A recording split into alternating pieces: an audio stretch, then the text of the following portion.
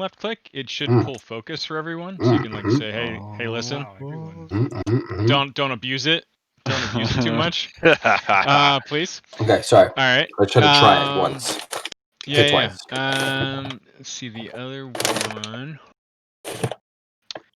So okay, yeah, token alt tooltip. Yeah, it's stupid, but I like to turn on the dark theme. That's not stupid. That's pro tips. And then the last one, zoom pan options. It's like super small, but sometimes I like to get cinematic. Put 30 in there. You know, that allows you just to zoom out and in a lot more.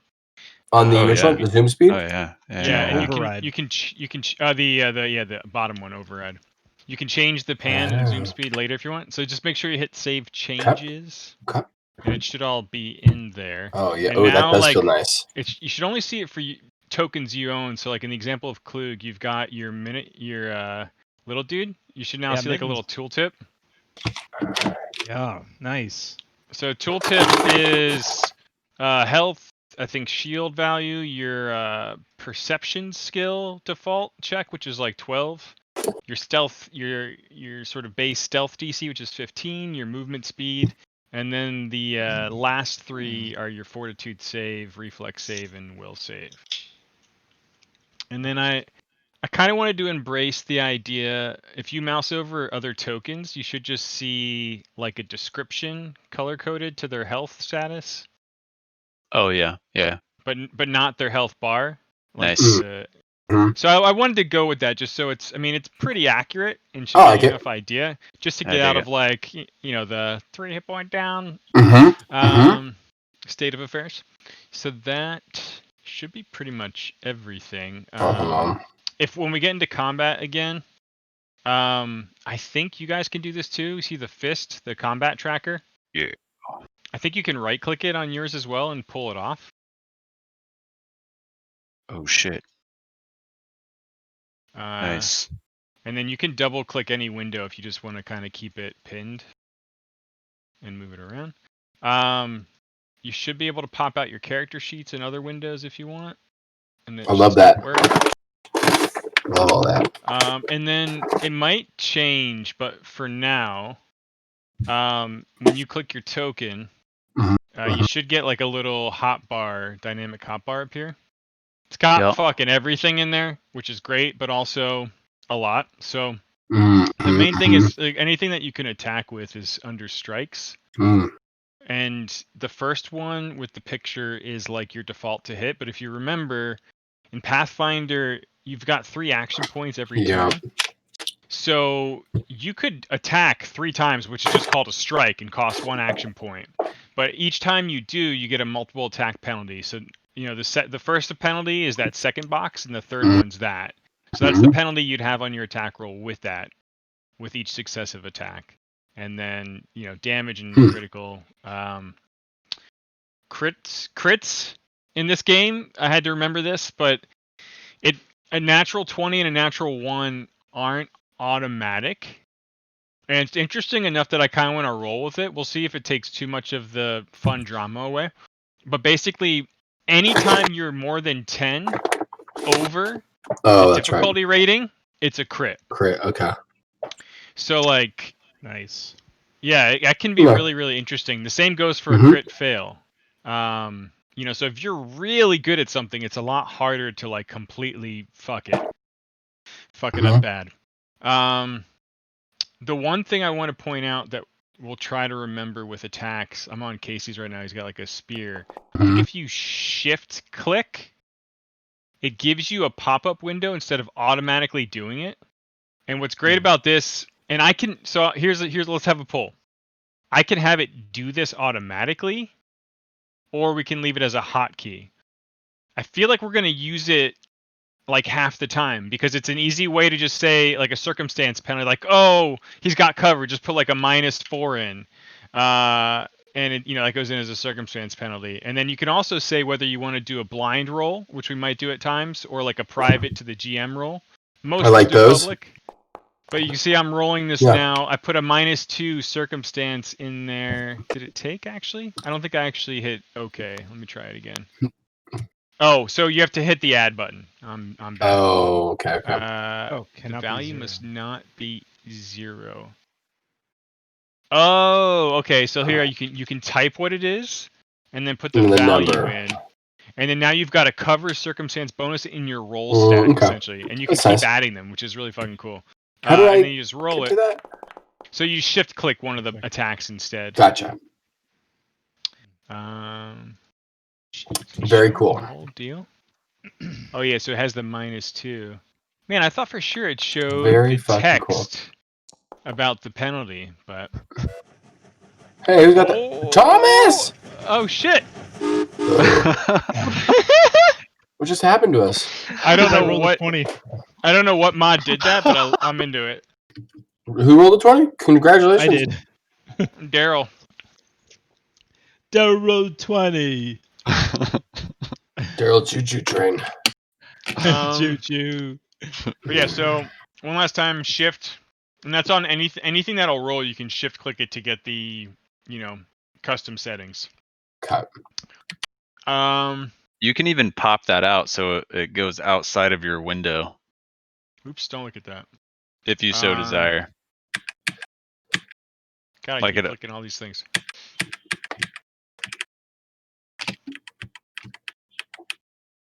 Oh yeah, that's cool. I think we'll always be stuck on that one weapon though, which maybe if it's like a common weapon. I doubt I'll use it, but it's cool. Character sheet's fun. You can send whispers if you type. There's 2 ways. There's this little GUI which will let you do the thing and then possibly log it to chat. I'm gonna try sending one to. Sorry, where's? Oh, cool. How did you see that? do that? I saw it. It said hi. Oh, so this little guy. You can check who you want to go to. You can check whether you want to go to chat. Wait, sorry, which type little a guy? message. Sorry, I missed the word. Right in the. I see. Yeah. The neighborhood watch icon. Yep.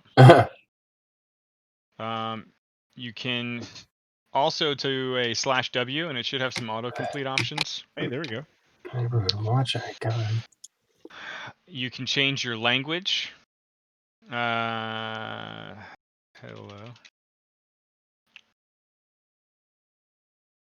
I saw that.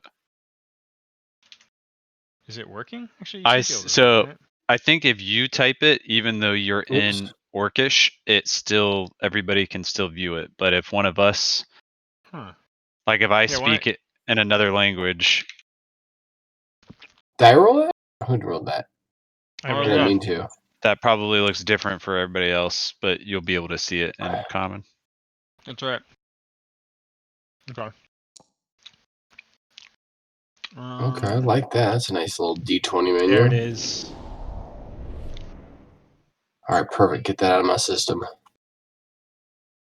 I'm trying to think if there's. Do you ever major?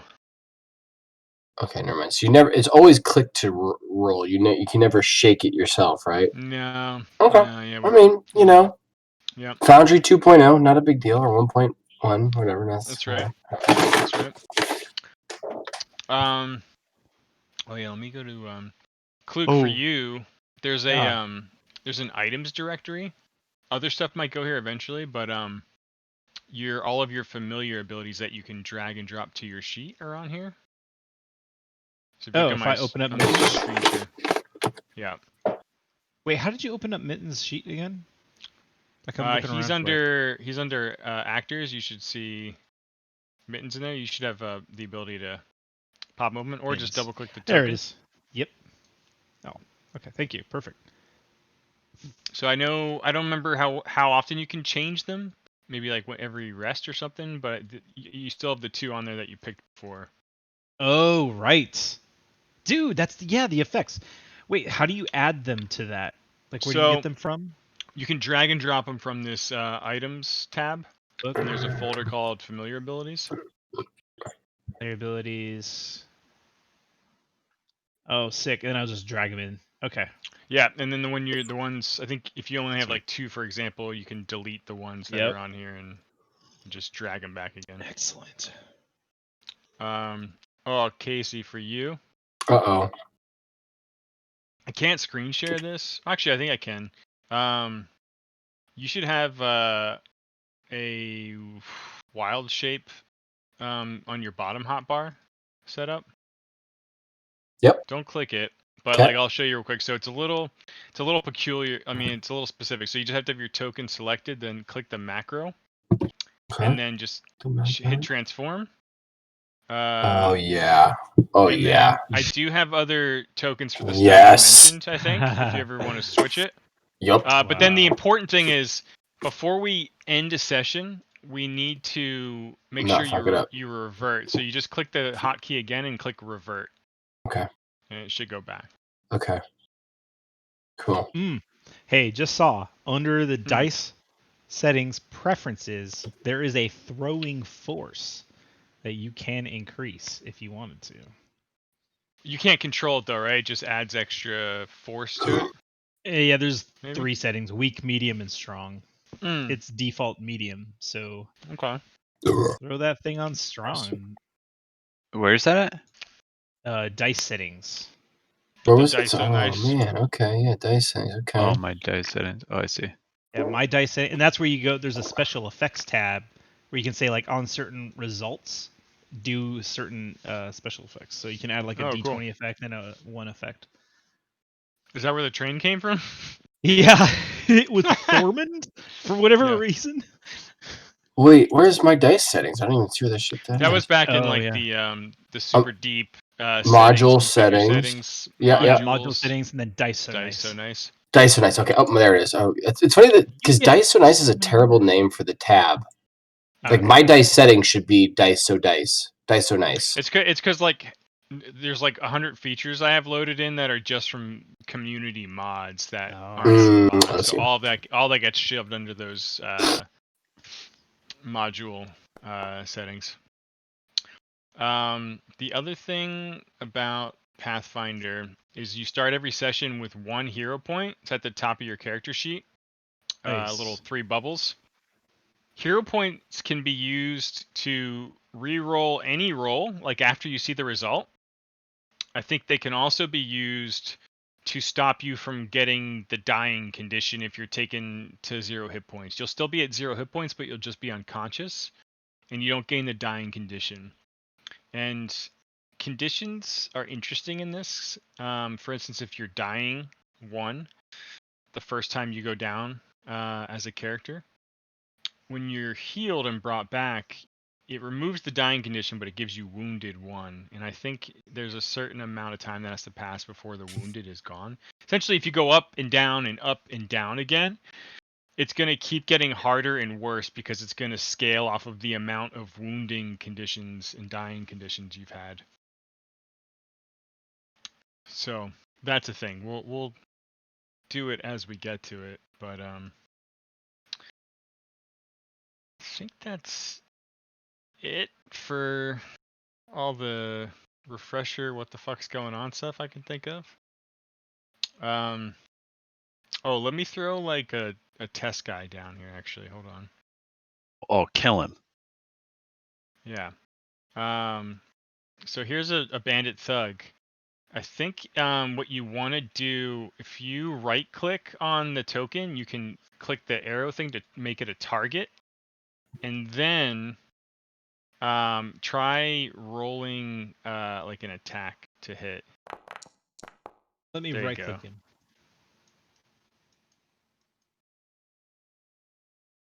Did I do it? Did I hit him?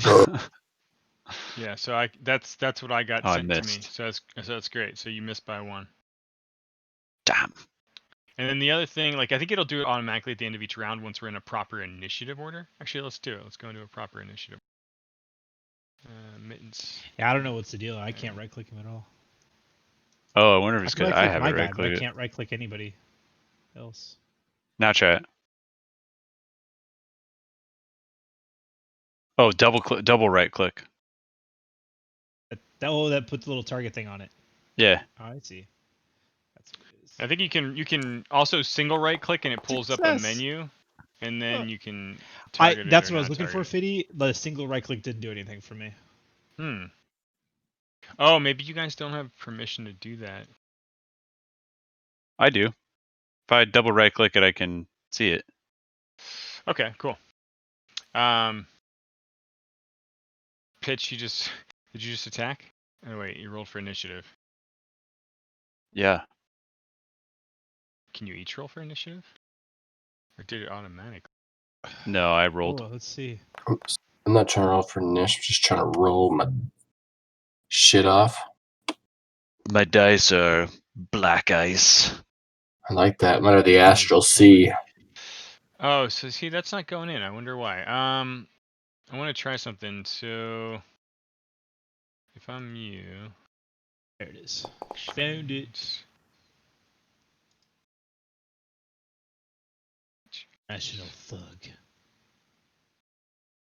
Oh man, you're like, how is it if you go highlighted to, like that? Whose? The bad guy. Why has it think got that's that that's really cool. little ring? That's cool. That's who's saying it's turn it. I think whose turn it is, maybe, or who's being Ah, turned. look at that. Fancy.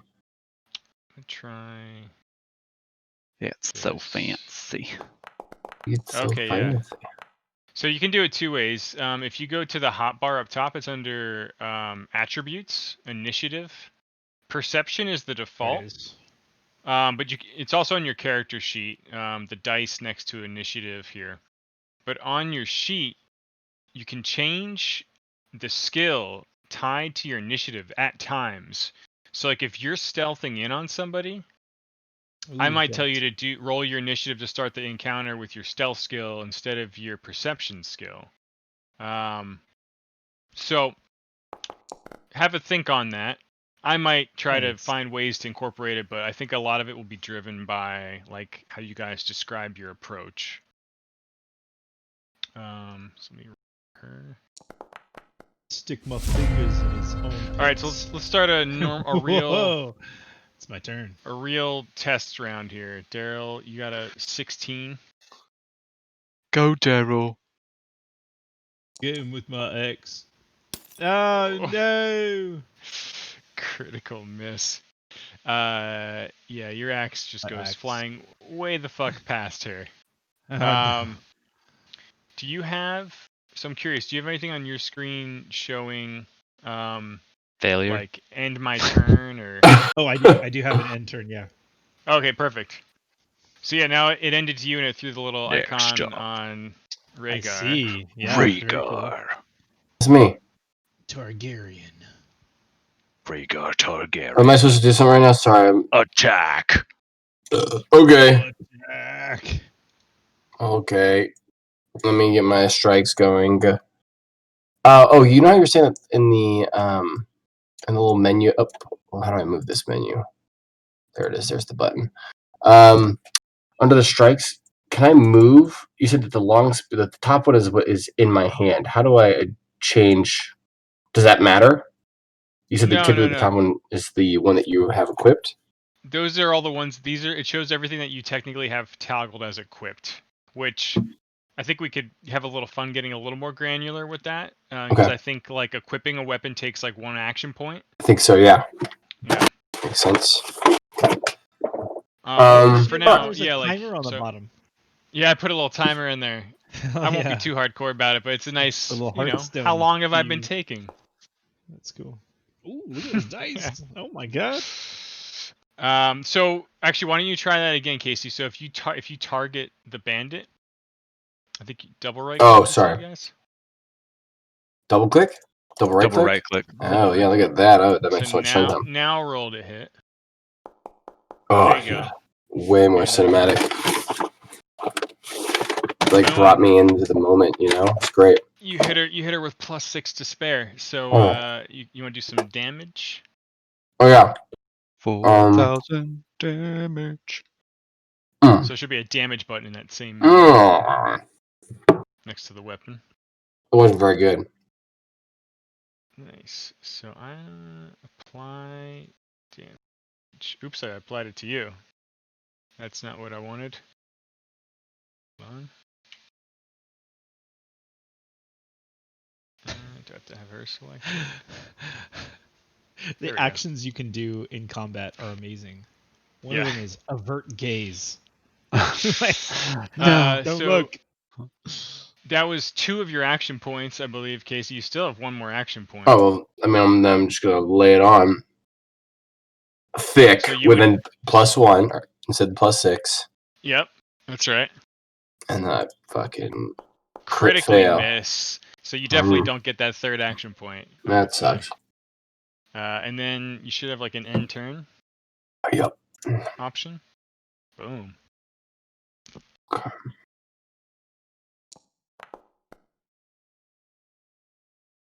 Oh shit. Death comes to us all. Critical hit. So you would do critical damage. Are we actually fighting right now? Or this is all. It's just test. Test. Okay. My critical damage was 3. Oh, wow, you're amazing. A big 3. Oh my god, that's ridiculous. The big 3. Cool. And then, so wait, where do I see how many action points I've actually done at this point? I just did a base attack. Is it this? Are we just keeping track of it in our own minds? Right back. Yeah, but like if you look to the left of your weapon, there's like a 1 diamond symbol. Oh, I see. So I could then attack again if I wanted to with the same weapon, miss, and then if I wanted to attack again, it would be with the next modifier, correct? That's right, the third one. All right. Yeah, oh man, that's a lot of critical misses. Full gambit here. Boom. And that's that. Okay, job's done.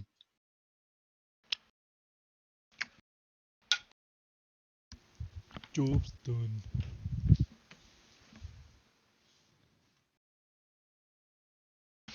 All right. Let's jump over.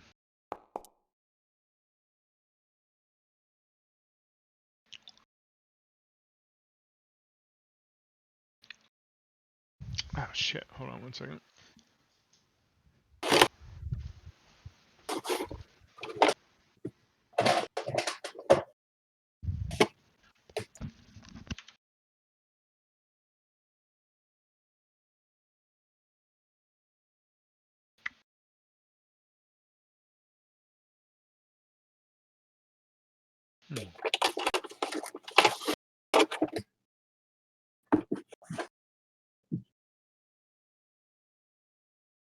Oh, I guess that makes sense. I was looking at my weapons and my equipment. I have a sheath, and I was like, "Cool, my main weapon's a light mace. How do I sheath that?" And then I realized I had a dagger. I was just checking on myself. You're like trying to fit the fat head of it in your fucking pants or something. It's not working.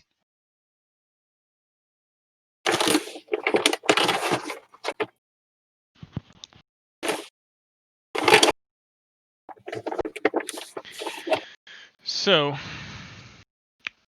Clue, can you hear? I can hear, yes. You guys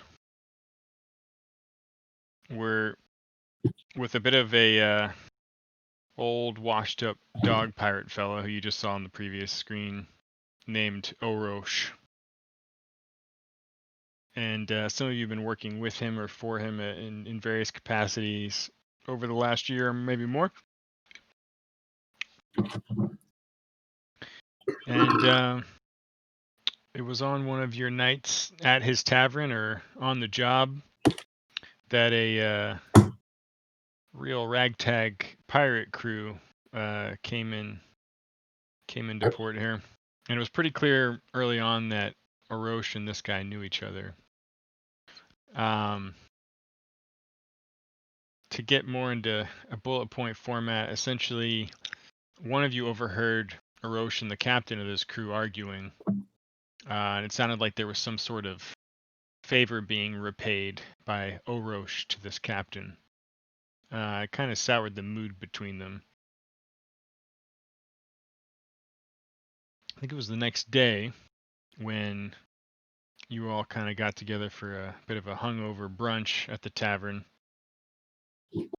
And Orosh made it clear enough that some of you who had shown interest in getting out of this pretty isolated pirates' refuge of a town could be offered the ability to join this sort of old friend of Orosh's crew. He wanted you to prove yourselves at the same time kind of help prepare gathering all the things this crew came here to resupply on. There were a few things. One of them was, I believe, a ridiculous amount of citrus from this halfling farm not too far off. That was something you were going to look into later.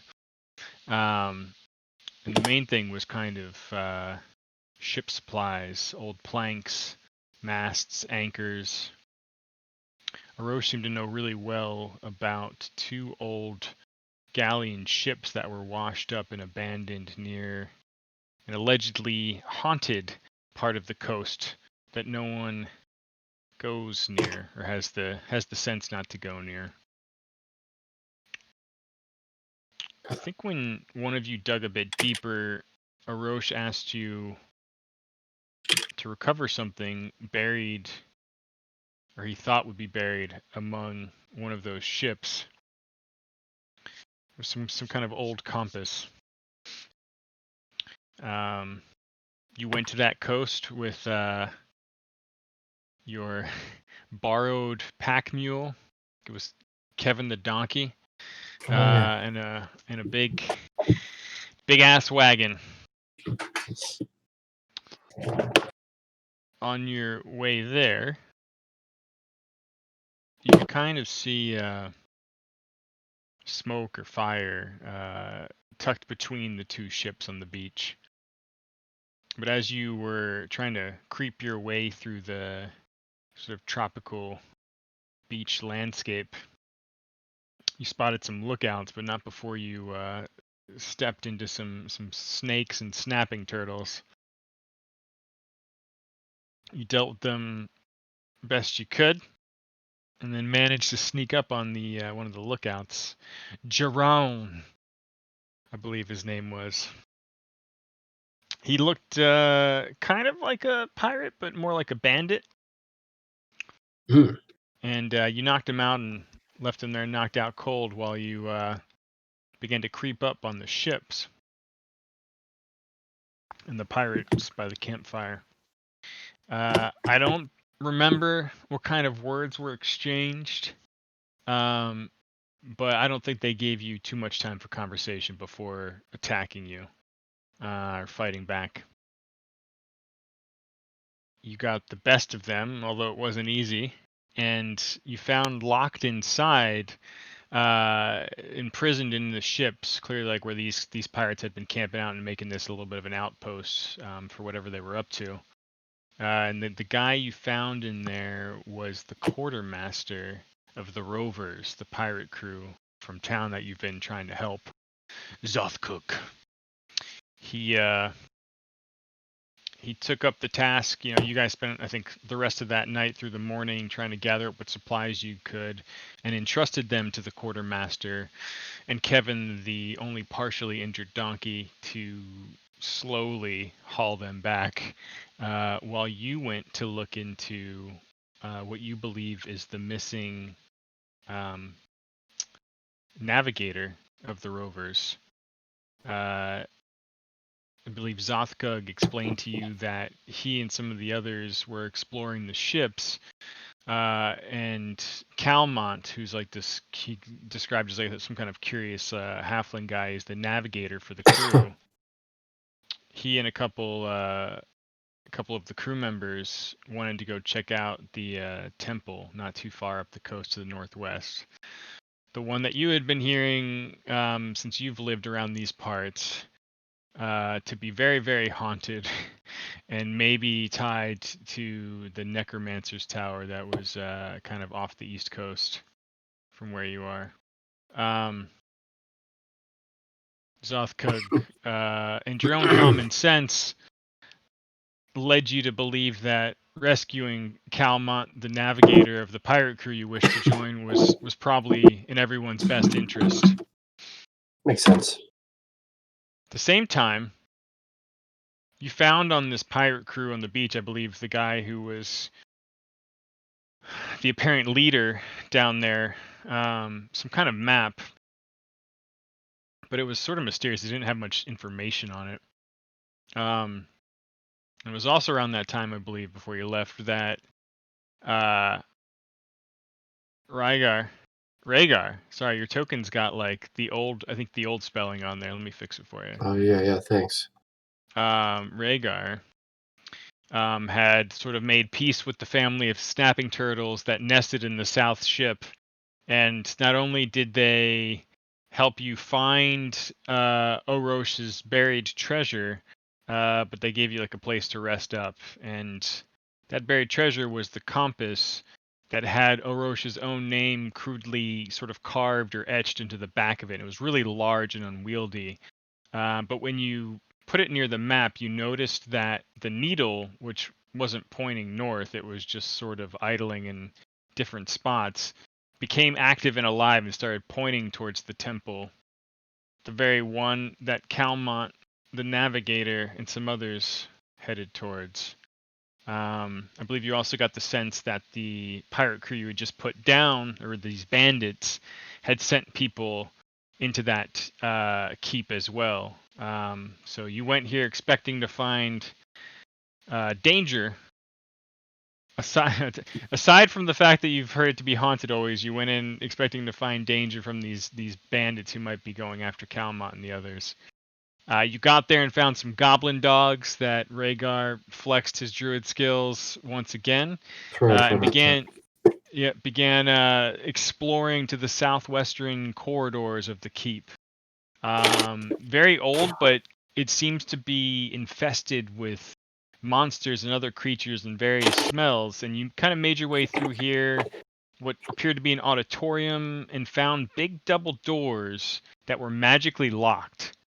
I think the last druid flex of the session was you getting real tiny and managing to sneak your way into that area, which you found to be this really massive courtyard, almost like a mini coliseum or a fighting pit. And there you saw this big, nasty dragon? Dog. Yeah, and a lot of caved in shit to the north where maybe there once was some kind of passage, but there is none now. You got out of there, rejoined the party, and came upon like a barricaded hovel with a very large female bugbear named Yolecha, who seemed to be very out of her mind. And you fought. Oh, that's right. It was pretty nasty. And you've been kind of picking up the pieces since that fight. You've only partially explored some of the quarters around this room, and that's where we're at. Calmont, navigator of the rover's missing. I think some of the whispered rumors you heard or saw in Orosha's notes mentioned something about this pirate captain being interested in scatterstones, and beyond that, I don't know.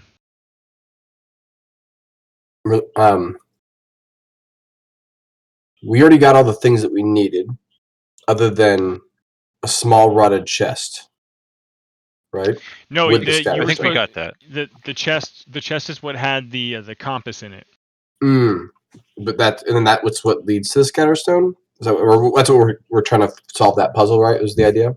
That's correct. Sure. That plus the missing navigator of the crew. Yeah. Okay, writing this down. I have the compass.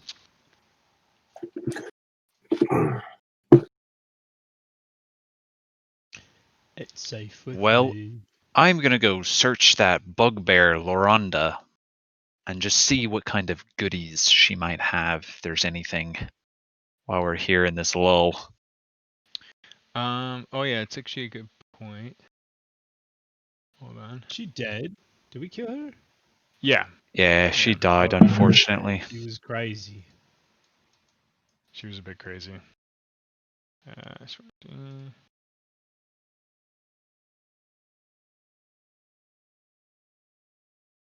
I've updated your compass description. So thank you. What we did, if you guys go to the 3 people tab, the character sheet tab, you should see a party loot. That's right. Thing and a party loot stash. let's retcon something. Because I'm not going to look into it right now, but I think carried capacity and its effects are interesting. And Casey, I know you got a lot of shit right now, and there's also a lot of shit in the party stash, which is on nobody. Do you want to have either left a stash at the galleon ships of a bunch of this shit, or that'd be great. Or maybe set up a stash here in the foyer where you sort of tamed or quelled the goblin dogs, or somewhere else that you've already been to. It would have been great to leave it back before coming here. I did notice that when we ended the last game, when I was looking over my sheet, because it's really small at the bottom of your inventory, it tells you when you're encumbered. Oh yeah. And I'm 5 pounds. I'm 5 numbers encumbered. Yes. I'm 5 bulk. So I would think, yeah. Yeah, well, you guys could set up I could duplicate the stash. You can say this is all the shit you left at the pirate ships. And maybe we can set up a stash that you're making here in Yoresh's place. Wait, do we still have the cart? Can we put it on the cart?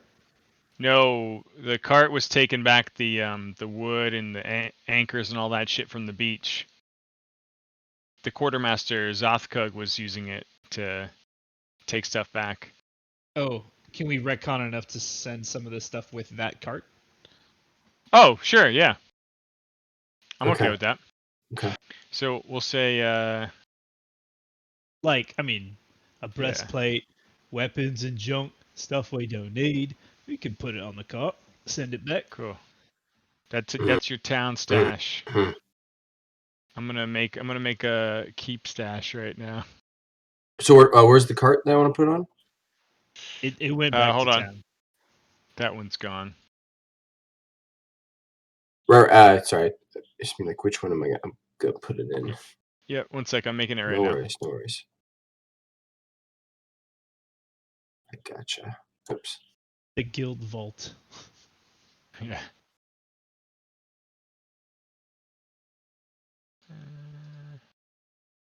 Okay.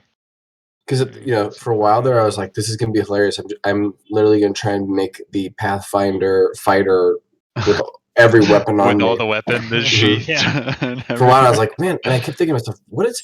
Okay, I see how much I have. Where does I see capacity, but I never saw the thing. Okay, so you should see a party loot keep stash. It's got like a golder chest icon. See it? Just drag so them. you should be able to drag and drop stuff to Perfect. that. Okay. Okay. Yeah, nice. Thank you, sir. And then the shirt icon filled in blue means you have it currently equipped. So why don't we actually do it right? If you're holding something, then toggle it on. Yeah, I see what you're saying. The shirts. Yeah.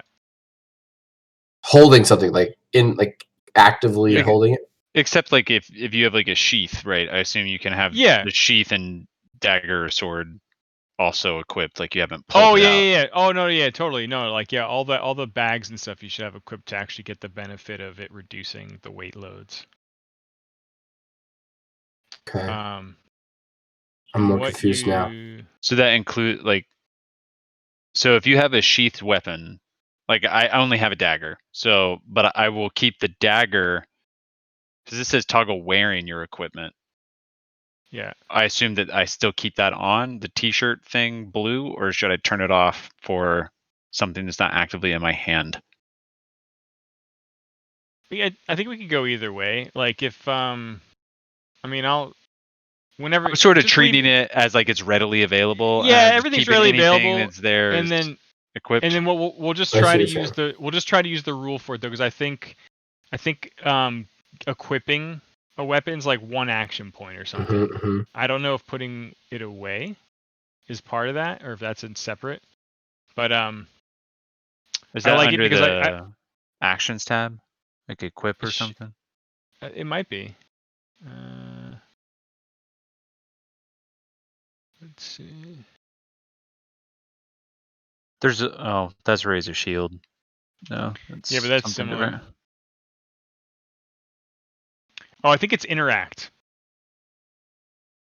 Is kind of like a catch-all for that. Oh, you can grab an unattended or stored object. Yeah. Yeah, so that's an interact. Okay, that's cool. All right, well, okay. I'm going to unequip all the things because I'm actually pilfering through this thing right now. Oh, well, light mace on the ground next to me. Okay. Well, I believe, so let me go to your... So the party loot right now is what you found so far in this room, including her. So if you want to take it onto one of your persons or put it in the stash, you can do that now. Oh my god, look at this stash I had. Jesus Christ. It's insane.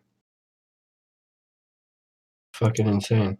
I'm just trying to check to see if I can even, like, use any of those weapons. I don't think I can. Well, they're still coming, dude. I got more.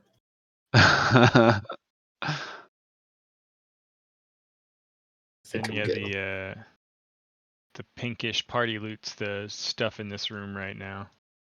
If there's anything else I think about this guy and replace it for... Oh, that's... Oh, I see. Oh, hey. Is that better than what I have? I'm gonna grab this hand crossbow from the party loot. Is that cool? Anybody care? Do it, my man. All right. Looks. I grab it. Yep. Look good on you. I'm gonna grab the bolts too. Oh, yeah, don't Okay. forget the ammo. Fiddy. It says carried bulk, encumbered, max bulk. What is all that? What do those numbers entail? I'm gonna look it up because I don't know. Like, does it slow me down if I'm at a certain point? Do I get disadvantaged? Whatever the extent of this game, Pathfinder works. Carrying amount of bulk equal to 5 plus your strength modifier without penalty. If you carry more, you gain the encumbered condition. Encumbered, You can't hold or carry more bulk than 10 plus your strength modifier. So encumbered. While you're encumbered, you're clumsy 1 and take a 10-foot penalty to all your speeds. As with all penalties of speed, this can't reduce it below 5. So you would go down to 15 movement speed. I don't know where else do I slow myself down here? Or where else do I... Oops, I need that. Oh, whoa. Oh my god, that thing was that fucking expensive? That heavy? Oh, damn, okay. Fuck that noise. This long spear is worth 2 bulk. And these javelins were worth 2 bulk. Oh, it's not the weight, it's the shape. It's just kind of awkward to carry. Yeah. And like L is like almost insignificant. So like even if you have like 5L for the torches, it's not that much. Okay, that's good to know. That's good to know. Okay.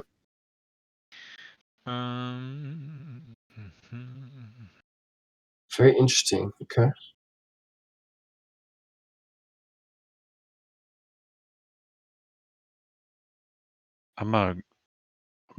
No, never mind. It's fine. You're not.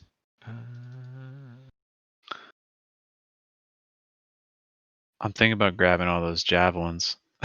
Just having like a quiver of javelins.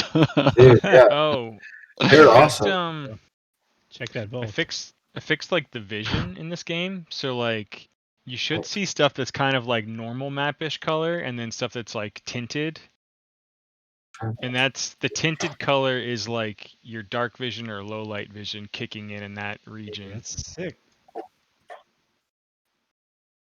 Wait, like where is that? I'm sorry. For you, Klug, Mittens has different vision, so I don't know if you see differently when you click him. Oh, I do. Actually, click him and then see what's No longer encumbered. There's a couple javelins still in there, dude, if you want them.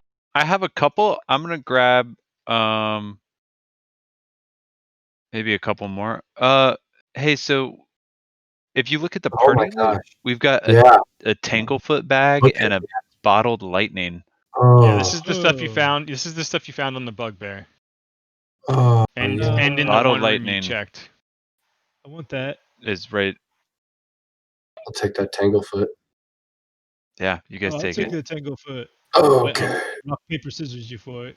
Okay. Roll off. Oh, yeah. I Dice, yeah, I like to roll when I like to just a D20. roll. What do you want to do? 820 this. Mm.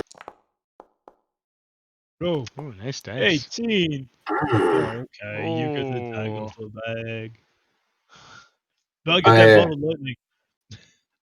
I just nod. I think that my character is going to be a character of very few words, as someone who is very low in charisma and spends a lot of time in the woods. All right. Checks out. Checks out. I was gonna say I'm low in charisma, and I spend my time in kitchens. Yeah. I'm really high in charisma, and I don't really care what you guys do. Sick. I've already taken the health potion.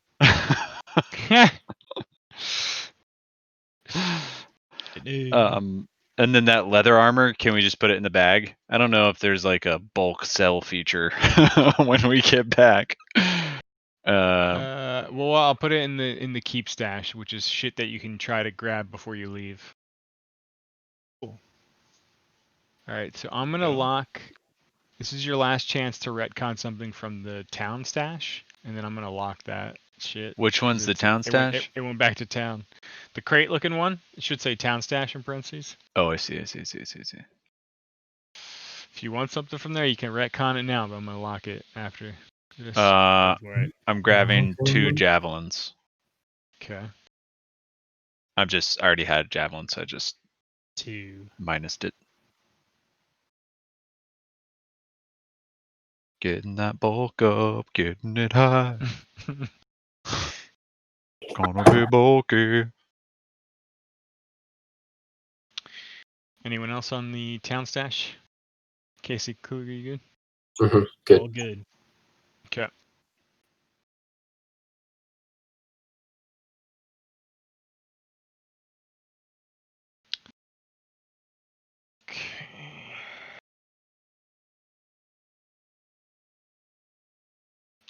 All right, so you were in this kind of barracks room. Some of the rooms are still closed shut, but you notice here the double doors to the east were barricaded and bolted and tied down from the inside.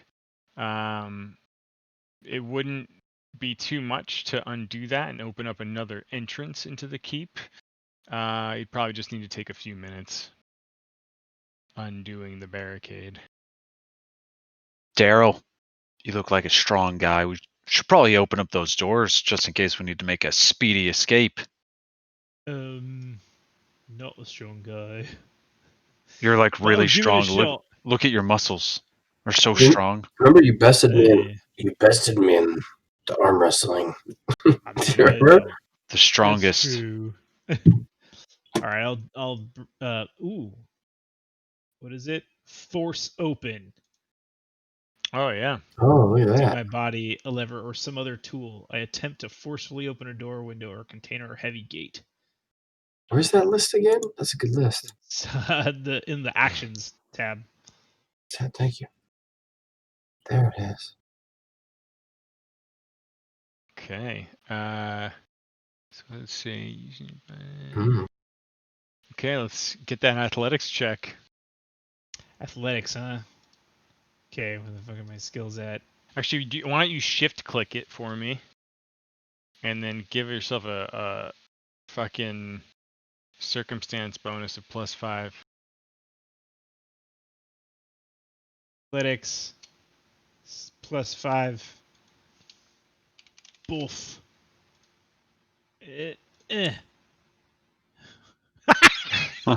Roll. Dude, but what was the result though? It wasn't a. It was a 14. It's a 14. Yeah, look at that. You had a +11. Holy That's pretty crap. good. Your athletic is. It's pretty good, but it's clear that brute force isn't going to get the job done faster. You smash a few boards here and there, but it's surprisingly pretty well fastened, and you have to actually take your time and use a little dexterity to get the knots undone and release some of the chains. I'm just standing over your shoulder, being like, strong, "Oh, man. it's really knotted, right? No, don't pull it. You pulled it. You're talking too much. I can't. Right there. I can't concentrate. Just point right there. I'm just pointing over your shoulder, not helping at all. That's what I was doing. It's backseat driving. All right. Well, if you guys want to keep that up for about 3 minutes, just making a lot of noise. Can I roll for backseat driving? That's a thing, right? Yeah, there's I think there's like an aid. Yeah, sure. There you go. Can I aid you? I'm aiding you by just pointing. Aiding. Okay. Just it's a flat 20. It looks like. Oh, I roll a flat 20. Yeah, let's check it. Perfect. Welcome to 2021, everyone. All right. Well, 3 minutes later, the full 3 minutes. And I'm sitting there watching. By the way, I'm not quick enough to realize they need help. You can open or close them, up to you. But they're no longer barricaded. Ha! Oh, thank you for the encouragement. They're open. Of course. Okay. As we walk in here, I want to walk by Daryl, and can I share with him? Is there an easy way to trade something to him? I can. If you tell me what it is, I can. I'm gonna give him the Tanglefoot. Okay. I looked at it. Yes, I looked at it. Added. And I recognize its compositions. And I think it'd be better suited with you. Oh. Hey, thank you. We'll take good care of it. And then I held so it. people like Daryl who are really blind, if you want to actually burn one of your torches, you can. I think if you right click your own token, there's a torch icon top left to turn a torch on. Hey, there you go. So that tells me you got a lit torch.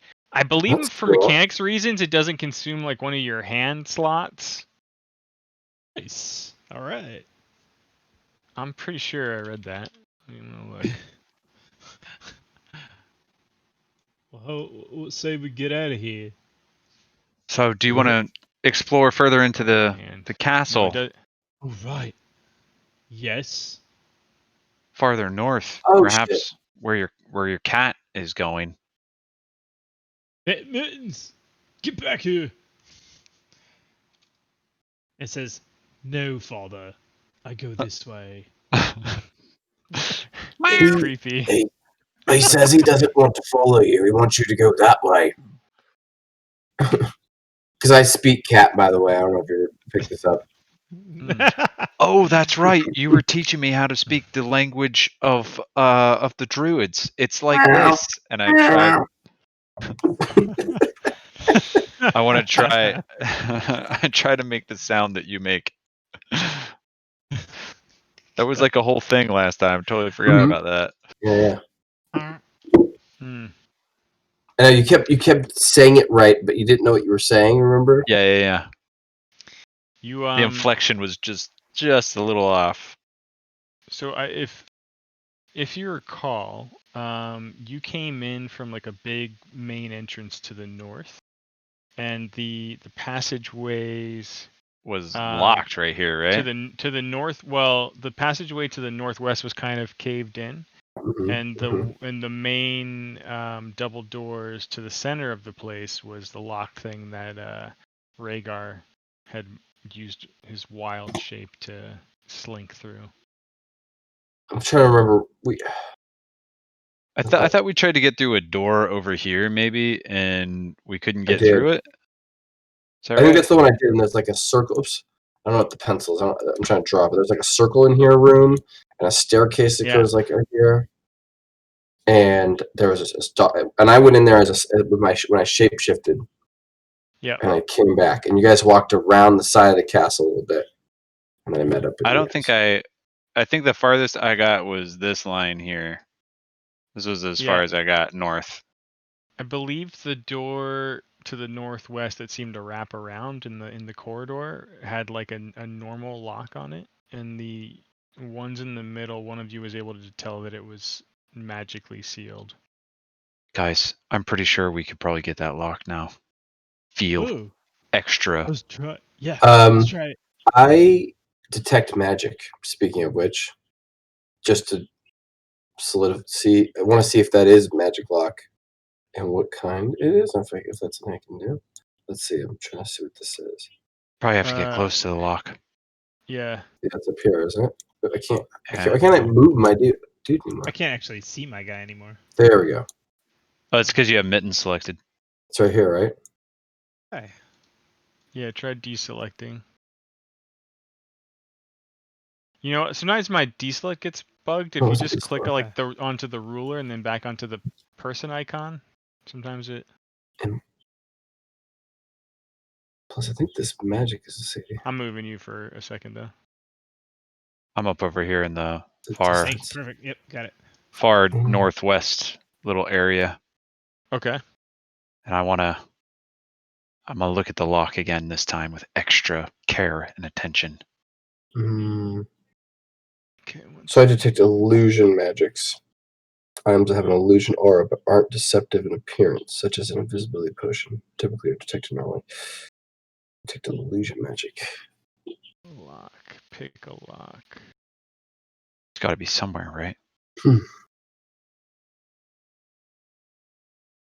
have to have thieves' tools. Yeah, I'm looking at my inventory to see if I have it. I do not have that. That's a problem. I don't think anyone did. I take my light mace and I just slam it into it. Tool for every job. Okay. In frustration, and like one side of the mace is like that blunt hammer portion. Yeah, I'm gonna hit it with that side. The other side is pointed, but I'm just gonna hit it with the blunt part. Fitty, because I know we're only supposed to see so much, and I am supposed to be kind of probably a little bit confused, but I'm like super confused because it's been a great amount of time. What are you looking for? The I just double doors? I just don't know. Yeah, double doors. So you up here, right here. That's where I wanted to go. Okay, thank you. Yep, that's where I want to be. You walk up to the double doors just as you see me raise the mace over my head to smash the lock over here. Yeah, to the west, you just hear like. Do I need to make like an attack? So I think there is a force open action, similar to what Klug was trying to do. There is. You smash the wall, smash the door, breaking a door.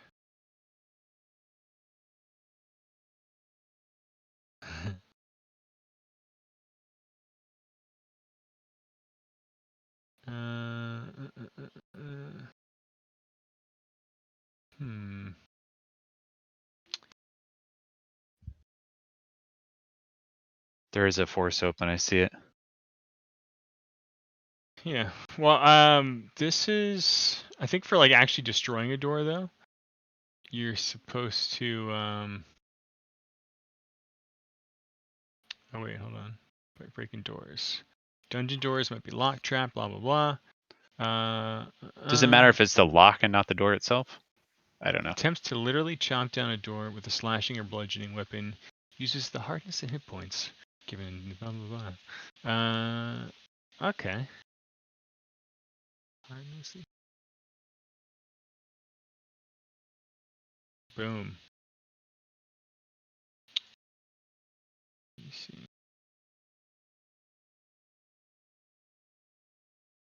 I don't remember how the hardness works though.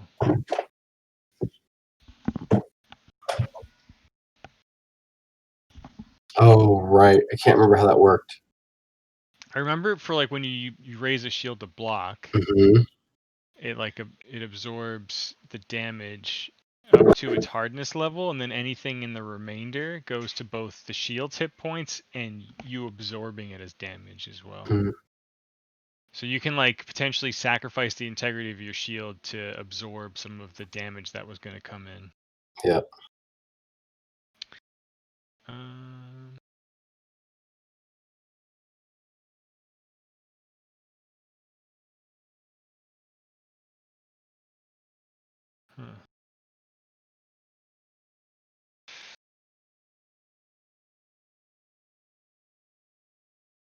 So I think you just roll an attack against the door's AC. Like a the normal lock's strike. AC. Or the door in this case, whatever you want. Any circumstantial bonuses here? Nah. Volume. Whoa. I hit it. Clean. 21. What's its AC? I imagine it's like one of those. Like it actually sounds pretty good when it comes off. But did the damage or just make the clank? It just made the clank. You felt like you almost had enough oomph behind it. Looks good. Do I need to do damage? If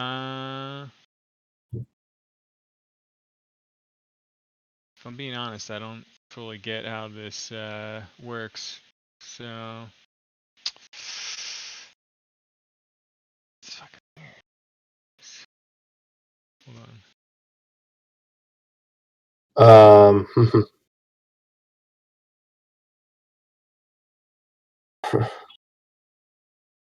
I looked to him, his pitch, and I genuinely thought that was a nice looking swing. I know, right? And I cast guidance on him and say, "That was a good swing. Maybe a little less elbow, a little looser in the wrists." Interesting. I'm gonna literally shake my hand out. And that gives you a +1 status bonus to one attack roll. Oh fuck yeah! I don't know if I need to roll again, don't know if that or helps, if I need to do damage. but it's for fun. I can add it. I'm just gonna roll with the force open thing for now. So I'm sorry you wasted your roll. You can use the roll you had, the 15. Right. And your athletics is +3, so it would be an 18. Good. It's not a critical failure, but it's not a success. And there's no fail option for force open.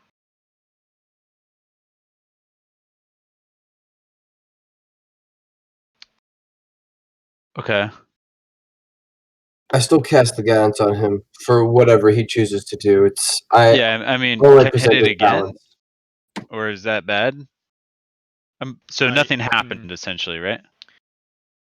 Nothing happened. I give you one more crack at it before you start. And while he's doing that, pain from that. I listen to how it sounds, but I start to play with these handles and see what is this the magic door? Yeah. Okay. Casey gave me a +1 status, which I just added as the modifier, and the modifier thing, which should make it a +7. Was the same thing. Damn, dude. Nice. And I'm like, it's a real nice clean arc, but it just like you're so close. Well. I'm like it's that thing where you hit and your arm does that like rattles your bones. You're like, God, oh man. All right, well, I think we're done here. What were you doing? You're doing detect magic? Yeah, I just kind of trying to figure out these doors. Detect magic. Big part of that. Receive no information beyond the presence or absence of magic. You detect illusion magic only if it's found. Okay. When I first said it, didn't sound as good. It's the same as what you sort of detected before, that there's definitely some sort of magical force locking these doors. Well, can we trace? Can I trace that or sense that or feel that coursing anywhere else around me? Like, is there a way that you cannot? Yeah. Okay. And there's other doors here. I know we could go back the other way. I can't remember, towards the front of the building. Hey, Fitty. Yeah. I'm gonna put my hand on the door, and I'm gonna focus. I'm gonna put my hand on it because I know within myself, within pitch, magic just kind of it just works. I step aside and say, "Go." I tap you on the shoulder, giving you room and more guidance. I kind of like put my hand on it and like I close my eyes and I try to feel the vibrations and the type of magic. And what I would consider what he would be doing is actually trying to like detect it and then dispel it, even though I have no way of actually doing that. But for flavor here, he concentrates very hard and focused, and I cast detect magic as well, trying to get a better sense of what it is, not knowing that that's actually what I'm doing, and then try to force it somewhere else, and probably doesn't succeed because I'm not actually using an ability to do it, but for flavor. Roll a. Why don't both of you roll an Arcana check for me? Oh yeah. All right. Arcana, where are you? Okay, I can't. Is that a spell skill? Skill. Yeah, skill. Top right skill. Hi-ya! Did you feel that? Did you feel it? You the two of you kind of have like a little cross the streams tingle moment as the remnants of Rhaegar's magic detection are still kind of channeling through his primal energy, and Pitch starts to fucking dig into the door with his own arcane magic, I guess and for a moment, Rhaegar, you feel like a disturbance that draws your attention away from the door, and you sense something really, really strong spark to the southwest of the keep. You almost see like a flash of light in your mind's eye. But before you know it, you're kind of snapped out of it and stumbled between Pitch, who's still up against the door, and Daryl, who's petting Mittens or something. I am half orc, and so I feel like I use these just big ham steaks for hands, and I just, with my meat hook, I just say, "Come, let's pitch this way, pitch," and then I just get like, I feel like I just would spin you really fast. Whoa. And I grab Daryl with nowhere near the same effect because Daryl looks like he's like a built house. You know what I mean? And I just kind of slap him. Like, yeah, Daryl. Pitch made me feel something to the south. I imagine you grab my cloak and you're just pulling me, and I'm still looking at the door like, I think I could maybe. Okay, all right. I go. It's bright. I let you lead, like you're dragging me. Can you? Yeah. Oops. You start making your way south downtown. through the auditorium or classroom looking chamber, and head to a door to the southwest here.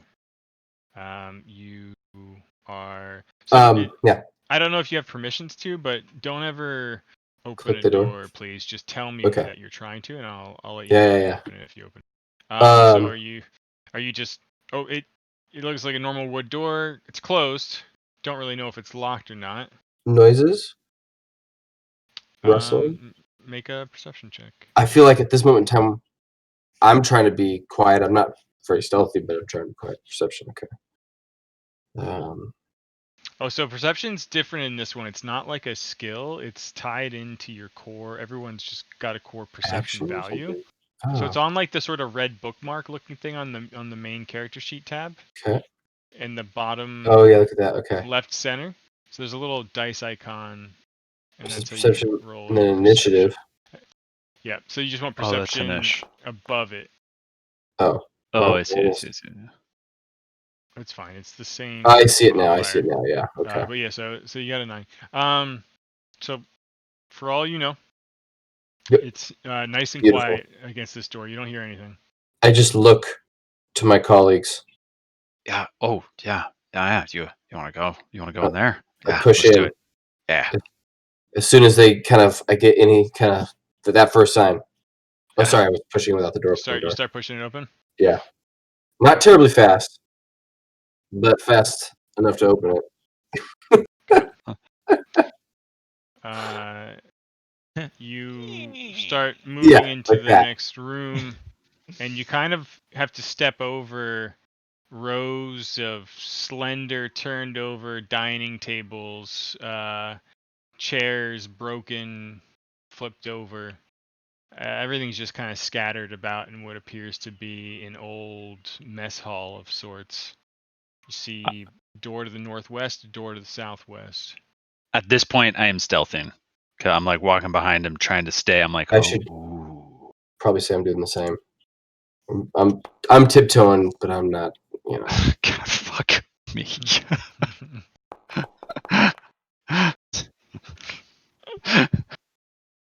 I'll try stealth. You're using your heel. I say this stealthing, by the way. This is how good of a stealther I am. You're using your heels too much, bitch. You try walking with cloven hooves. How Daryl do? So, I mean, it makes sense, but it does sound like that. The whole torch in your hand does take one of your hand slots, Daryl. Oh. It also creates a big radius of burning light around you, which things might notice. So, light is spilling into that. But I think for all intents and purposes, though, like you can light and relight a torch for quite some. It's really more time consumed. So at any point when you want to turn your torch on or off, just toggle your little torch button on your token. I did not think of that. I put it back on. So because I can see that you have it on my screen. So tell me you're turning it on and off, but like also toggle it just as a good way to let me know. Let it lie. So yeah. So that's important for you for a few reasons, right? Like if you're trying to be stealthy, that's not going to help. But also if you want to raise your shield and have a weapon out, you'd have to fuck around with some do stuff. The dance. So would any human enemies that are fighting you. Okay.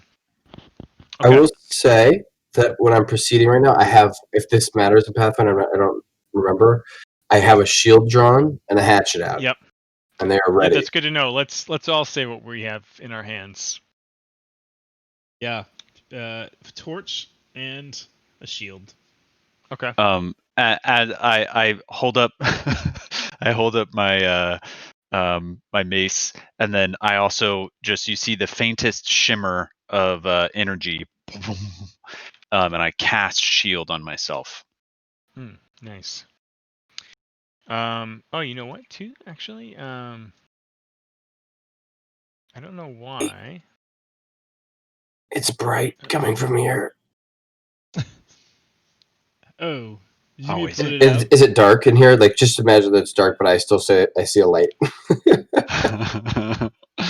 I don't see a light. It's okay. I put my hand on your shoulder. I'm like, let's go. We're doing like the Scooby-Doo, like tiptoe. I just walked past this door. I don't even know why, but I'm going to this west door. Yeah. Okay. Yeah. Same routine.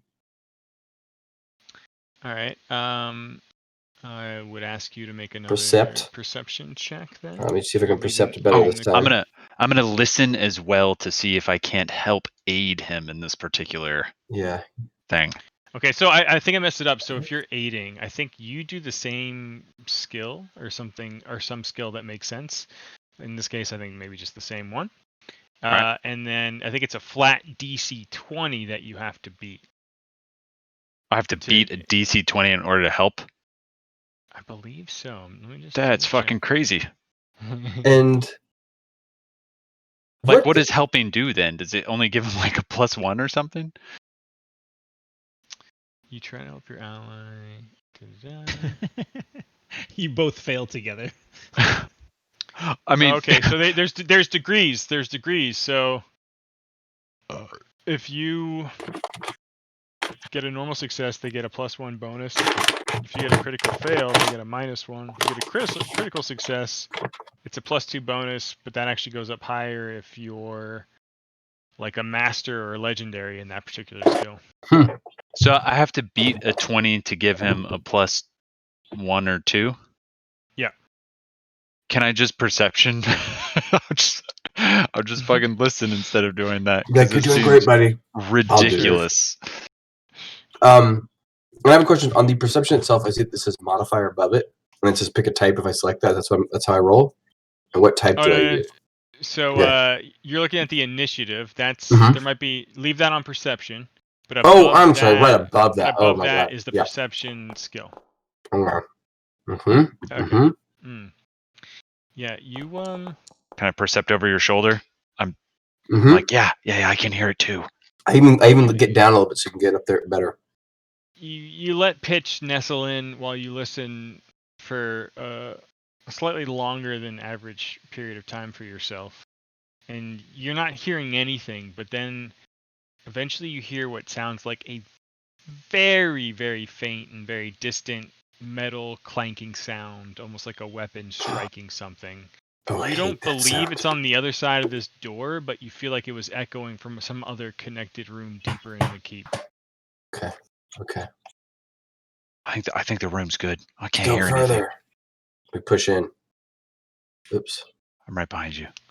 All right, you press into what looks like there's just training dummies everywhere. Yeah. Some of them still standing, but it's some kind of training chamber with rows of moldering straw-filled dummies. Many of them wielding wooden replicas of various martial weapons.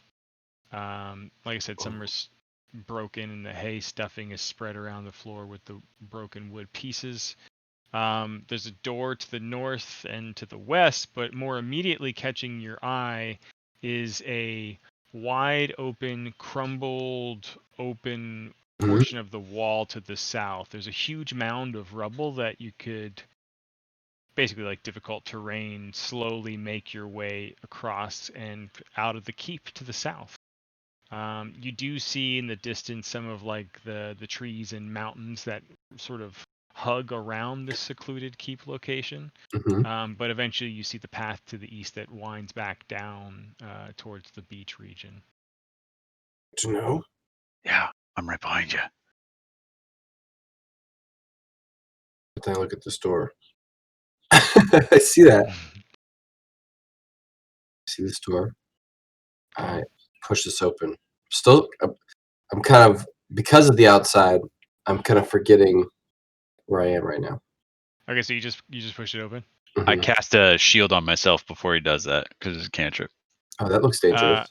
Yeah, you push open the door and immediately are greeted by everyone. Pause where you are. No more token moving, please. You're immediately greeted by a candlelit room with big flagstones painted entirely black, and this spiraling, weird-shaped room contains a sunken circular area in the middle, painted with crimson pentagram symbols. You also see. One second.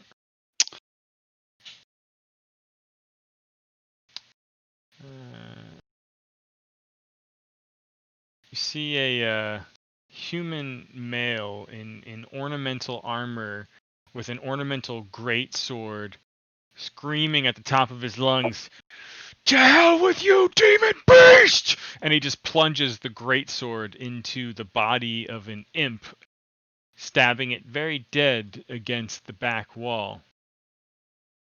Ooh. Do I? Oops. Are you roll a stealth check, or let me know if you're not trying to be quiet? This guy is facing away from you towards the north wall. I am going to quiet. I'm not trying to hide, but I'm also not trying to make noise. I would be quieter, so try to find this button. It's a skill. Ooh.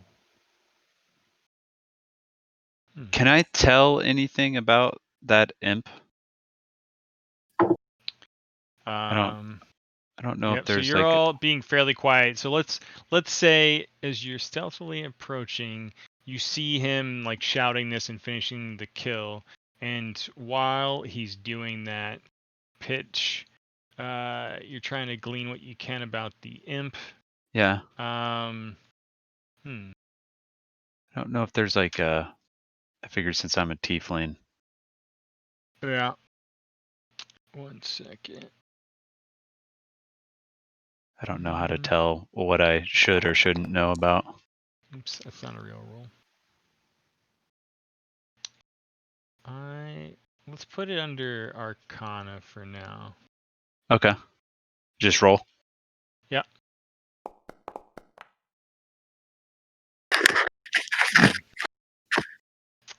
Okay. 1 second.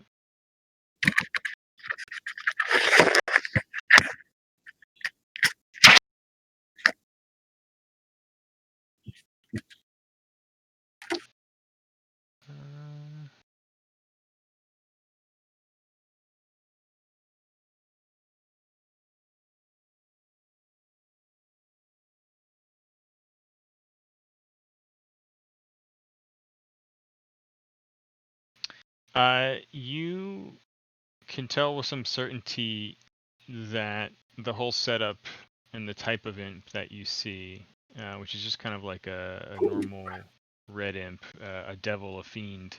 But you can tell that type and the scenario here indicates to you that that thing at some point was summoned here. Okay. Okay. So you all see this and start to move in quietly. The man is just starting to pull out a black cloth and kind of wipe his big great sword clean. Can I? Sorry. One thing with that is like, can I tell how it was summoned? Like, can I tell by like the shape or of the circle itself? Like. So. You can tell one other thing. You can tell that this room is clearly a room that is used for summonings.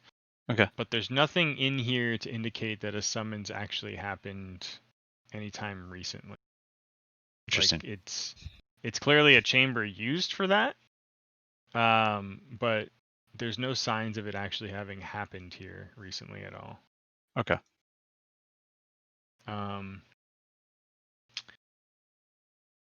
He starts wiping his blade clean. Are any of you doing anything? Just like Scooby-Doo in the doorway with our heads piled high. Yeah. Yeah. That's what I'm kind ding, of ding, feeling. ding, ding. The cat walks in. Actually, why don't all of you make a perception check if you've got a peek in the door a little bit. Oh, fucking shark. There it is. God. It's not my skill list. Are we? Yeah. Oh, right. So that's on your main character bookmark on the left above the initiative. There's a little dice and an eyeball symbol. You just click the dice for your perception skill. Ooh, so the last head peeking in just at the very end here. You all see him starting to clean his blade, and you hear like a flapping sound in the rafters up above. And he looks up, dropping the cloth and pulling the blade as he swings around, looking upwards, and he goes, "Great! More bloody hell monkeys!" And you see 2 more imps flying down from the rafters. Oh, I go help. Yeah, I'm gonna help too. I need everyone to roll initiative from the door before you Stealth initiative? Actually, yeah. If you want, you can do stealth or perception initiative. So you just change that in your pull down menu. Cool. Wait. How do I do that? Oh damn! Oh, stealth or what? What did you say? Stealth or perception. Your choice. Oh. Go. Oh, fuck. Oh shit! So it's not. You know what? I think I fucked up. I think I'm supposed to add you to the initiative. I can manually put it in, but I think I'm supposed to add you to the initiative queue first, and then I'm gonna re-roll yours and just type it in and fix it.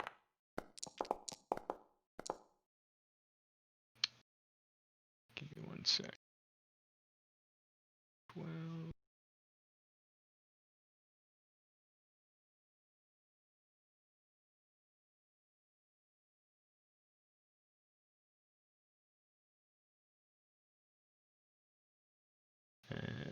Pitch, got it.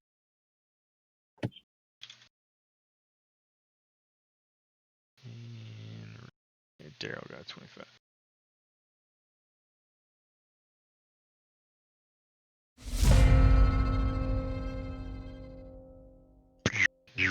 Okay, that looks right.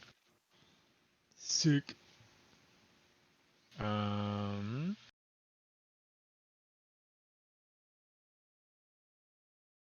Okay, cool. Sorry, I'm just getting my bearings here.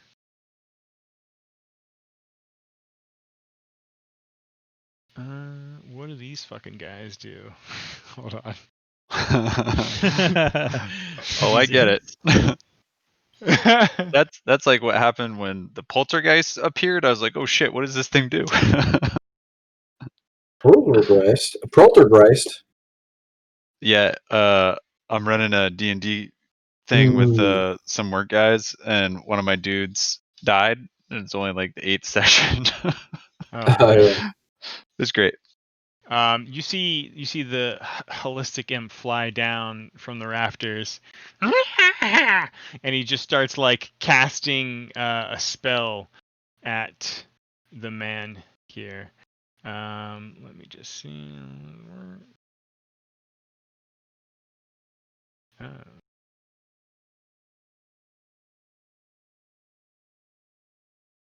Okay.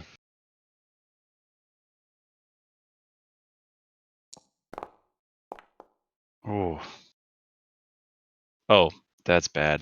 That's bad.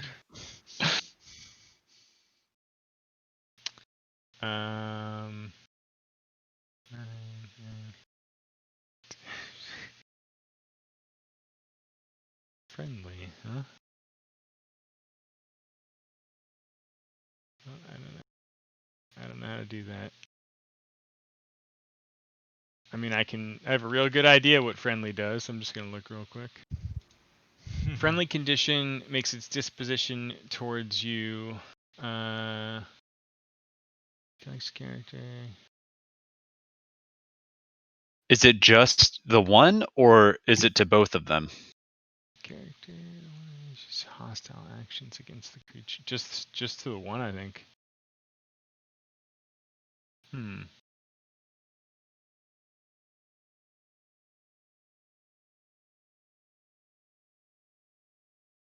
Interesting.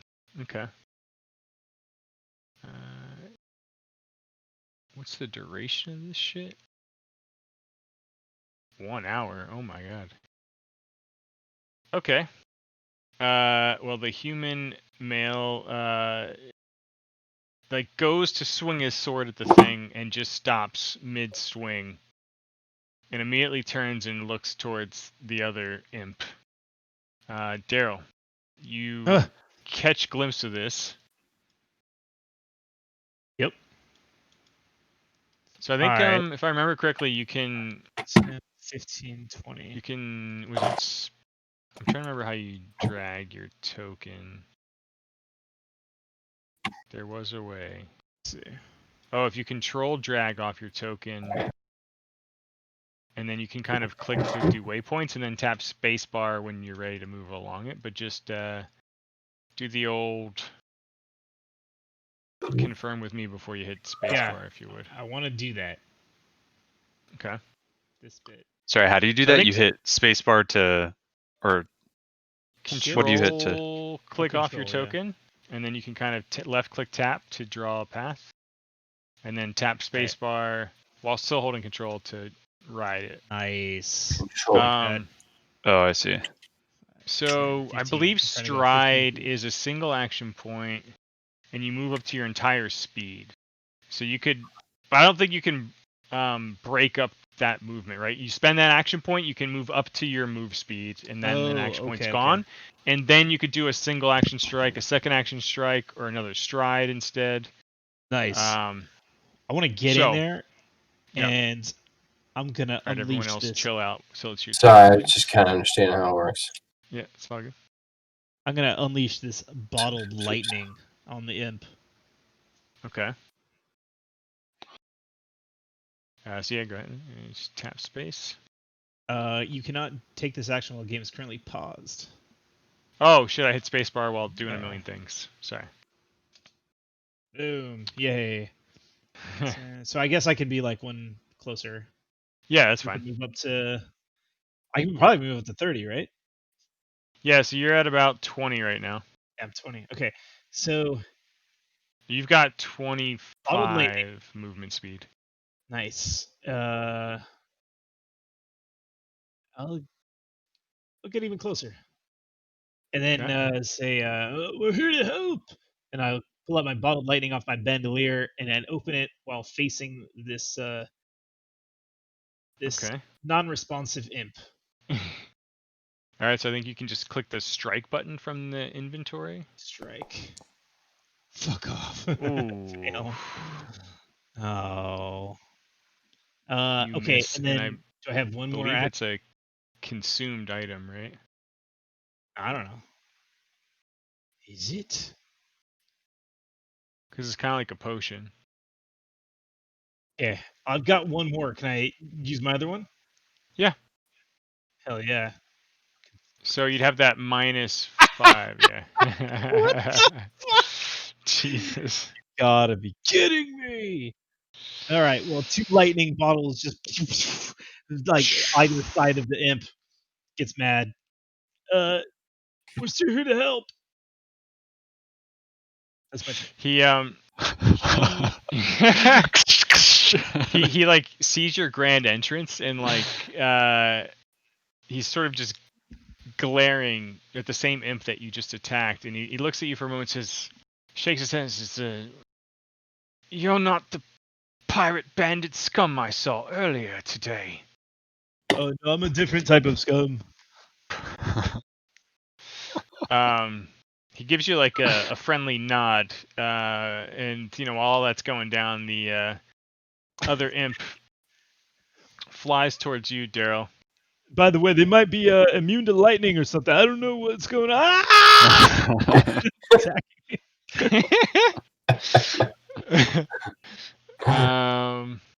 Let's see. It just flies right at you. Like a spider in your hair, kind of reacting. Oh, come on. Come on. Almost a crit. Almost a crit, yes. Almost a crit. So with his stinger, he like just flies down at you and just swings his like lower thorax into like a tail sting thrust. Fuck. What the hell? Am I marking off HP, or are you gonna do it? Or oh my god! Oh, that's almost max, almost crits. Oh, max damage. Oh, max damage. Max damage. Who's got max damage? Rather dead. Oh man. So I think you have to make a fortitude saving throw. Oh no! Or I'm be an expert poisoned. I'm an expert at. Oh yeah. Oh yeah. You don't feel that shit. You don't feel that shit. Oh my god. Let's see. He's got one more action point. What else Jiminy does he want to do? Christmas. Just use his other stinger. Yep. He's just gonna give it one more thrust. Wait, he moved. He moved. That's one action 1, point. 2. Thrusted. Right, we all have 3. That's another action point. Christ. He's gonna thrust again. Thrust. Well, death comes to us all. Oh, Okay. You managed to like hold or block it with your torch or shield or something. yes, it was the shield. So that's yes. the other thing. That's the other thing on your turn. Fuck, man. You didn't do, but you could have done. Because you only used. Block. You got to raise the shield as an action to get the shield AC. And then you could also, if you took damage, absorb it instead of taking it all. Okay. Good times. Okay. So yeah, next thrust misses. The man Scared me. is gonna just move. HP. Oh, my current HP is still 14, right? I just took 7 damage. Yeah. Did it not apply to you? Shit, did I not apply didn't. it? Okay. You took 6. Where did it go? I'll just manually do this one, so that takes you to 8. All right. The man in the ornamental armor swaggers on over towards the imp attacking you, and with his great sword. Oh, I forgot to target. But that definitely hits. What? The sword. Kinda. Not even close. How do I take this? Let me try something. I don't know if this is how this works. Oh yeah, cool. Okay. He's gonna just keep fucking swinging.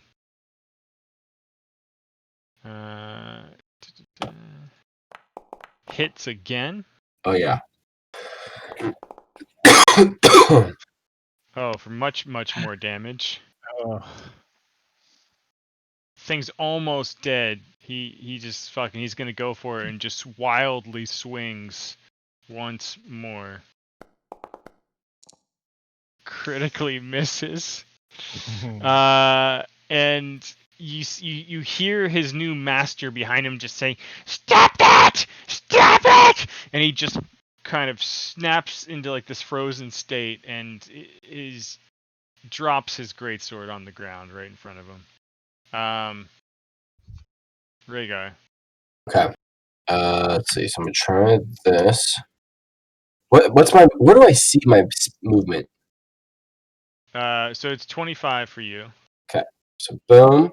And what I'm trying to do is I look like these, even though he fucked that up, I feel like, we got that guy. So I move around here. Oh, damn it. I fucked up my buttons. Please hold. Oh, God. Oh, you get it. And then that's about 25 to get up in personal that guy. Yeah. I as I run in, I shield bash him because my shield was drawn. And not sure how this works. So if you double right click him to target him first. Doubling or double right clicking? Yeah, you should have a shield bash action under your strikes. Okay. This other way. So shield bash. There it is. There she blows. So you just treat it like a weapon attack. Okay. I hit it. I fail. Ooh, that's okay. Yeah, it just swoops to the side. Because the next thing I do is I come striking down. You still have with one more action point. Yep, I come striking down with the shield. It misses, and then I grab for its ankle, or like I reach towards its ankle using Tanglefoot. And this is something I just learned from that bag of Tanglefoot we found for flavor. And a vine covered in sticky sap appears out of thin air, flicking from your hand and lashing itself to the target. Attempt a spell attack against the target. So I guess I do this. Click that button. Okay, so with that in the chat and the guy still targeted. Yep. This is a spell attack So you can click the attack button from the chat. It would be the second one because this is considered a second attack. Map 5. Okay. Yeah. Oof. You Ouch, missed Chihuahua. by 5. Yeah, you just missed. Okay. Well, I'm still engaged with this guy. That's the goal. And so for you with spells, you Both click cantrips, the minus. Right? Oh yeah, it is. Sorry, that is the cantrip. Sorry, yeah. You are correct. Okay.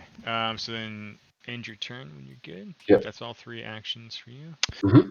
Can you just real quick talk about heightening a spell? I think it's something you do when you get to a higher level. Some spells can be heightened, and for a sorcerer, it's different than other spellcasters, where you have to specifically choose a heightened spell as one of like the new spells you learn for leveling up. So if it's like a cantrip and I have this heightened +1, like what I can't do that right now. I don't know. I don't remember how the heightened stuff worked, but I'm just curious. And I am gonna. Oh wait, no, the sport. Wait, I think this might be a sorcerer specific thing. Hold on.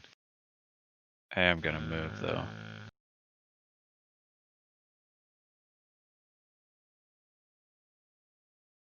Cause I can't see nothing.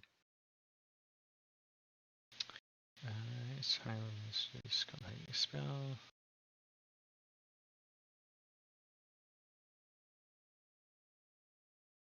Okay, yeah. So no, when you get to a higher level, you can take that into the next spell slot, which would be level 1, and it would be in the heightened state with those heightened effects. Okay. Do you have to like? Oh, okay. It just automatically happens if I'm at a higher level. We might have to change the values that go in there, but like you would.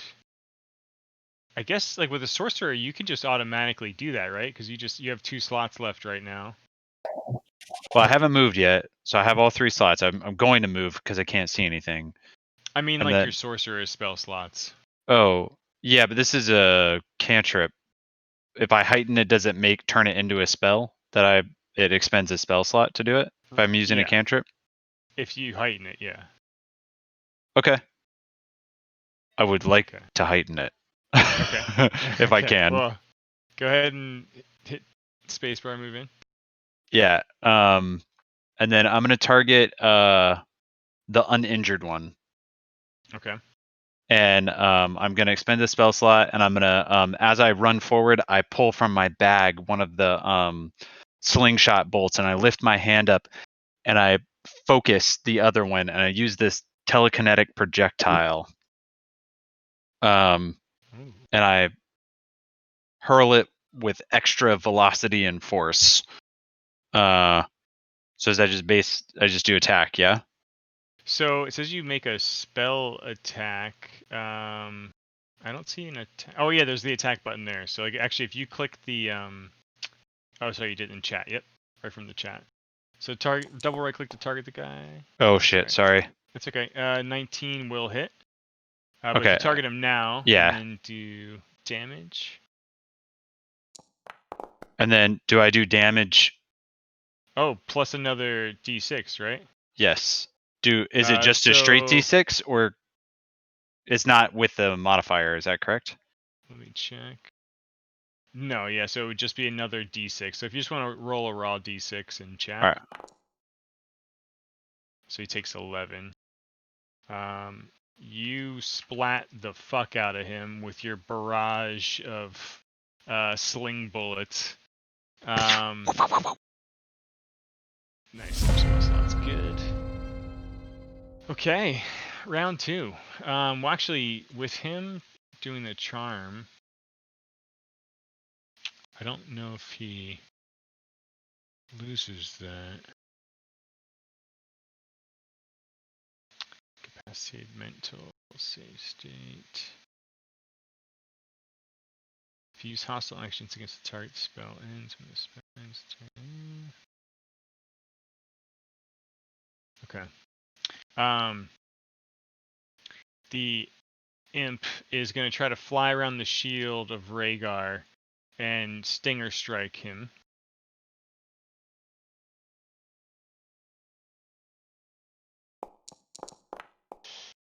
successfully. It plunges a tail into your body. I use shield block, but I don't know how it works again. So you have to. Well, you had your shield raised last round. So let me just check something. Every shield raise, you would take damage. Snap your shield. You should. I think you get +2 to your AC with the shield up.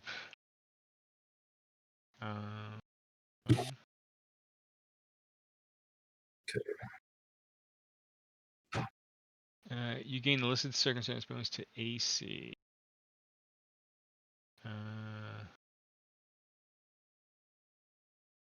Oh, it's 2. So your AC would have been 18. But it still would have definitely hit. So now that it would have hit, I decide hardness or health. So your shield, I think it has to get through the hardness to do damage. And I know this is a little bit slow, but I need to remember this. That's okay. Inventory right now. Shield block. Your shield prevents you from taking an amount of damage up to the shield's hardness. You and the shield each take any remaining damage. Okay. It's 3 hardness with 12 HP, it says. Yeah, but it's currently it has 7 from the previous fight, so I think your shield would take all of it for you. Yep. Taking you to 5 shield health. Thank fuck. And you don't take any, and there's no extra that the shield would take. Okay. Homeboy is gonna keep striking. Actually, I'd say because you didn't take any damage, you don't feel anything from the stinger either. But he tries again and succeeds. Wait, hold on. Actually, no, it doesn't, because your AC 18. should be 18 with the shield up. And in frustration, tries one last time and fails. Daryl. Oh my gosh! Can I drop the torch? Yeah, and then, totally. Draw my axe. Okay, is that an action? Let's just call that one interact to do both, just to drop and grab it. Okay, and then I try to finish it with my battle axe. I fucking don't do that. Do it again. And then I raise my shields. Okay. That's the 3. My shields. How do I say my shield is raised? I feel like there's a way to do it to like turn the notify AC it on, but I don't. Maybe is it just the equip? Let's see. It is equipped. I don't know if we just have to. Because, for instance, shield block says triggers when you would have taken damage, as long as you say that. But like you said, the shield has to be raised. Yeah, the shield has to be raised. So like, I don't know if there's a way to do it. I feel like there probably is. It's in the actions. Are there icons you can put on the character to like make it look like a shield is up or something? Let's see. Oh, actually, hold on. Oh, actually, yeah, is that a thing? Let's see.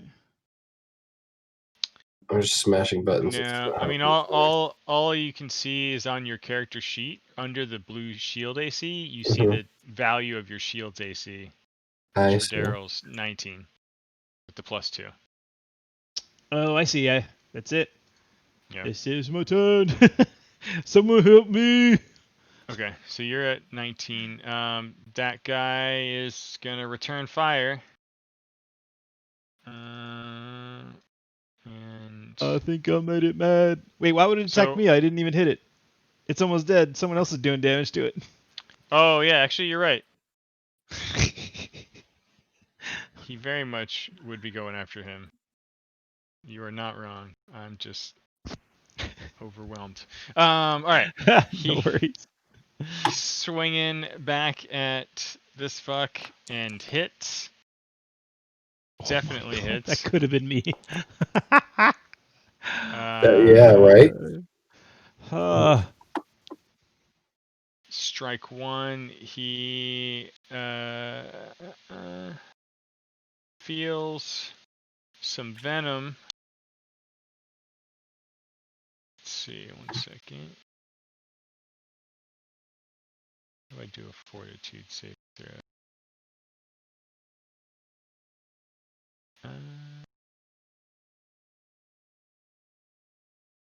Fuck.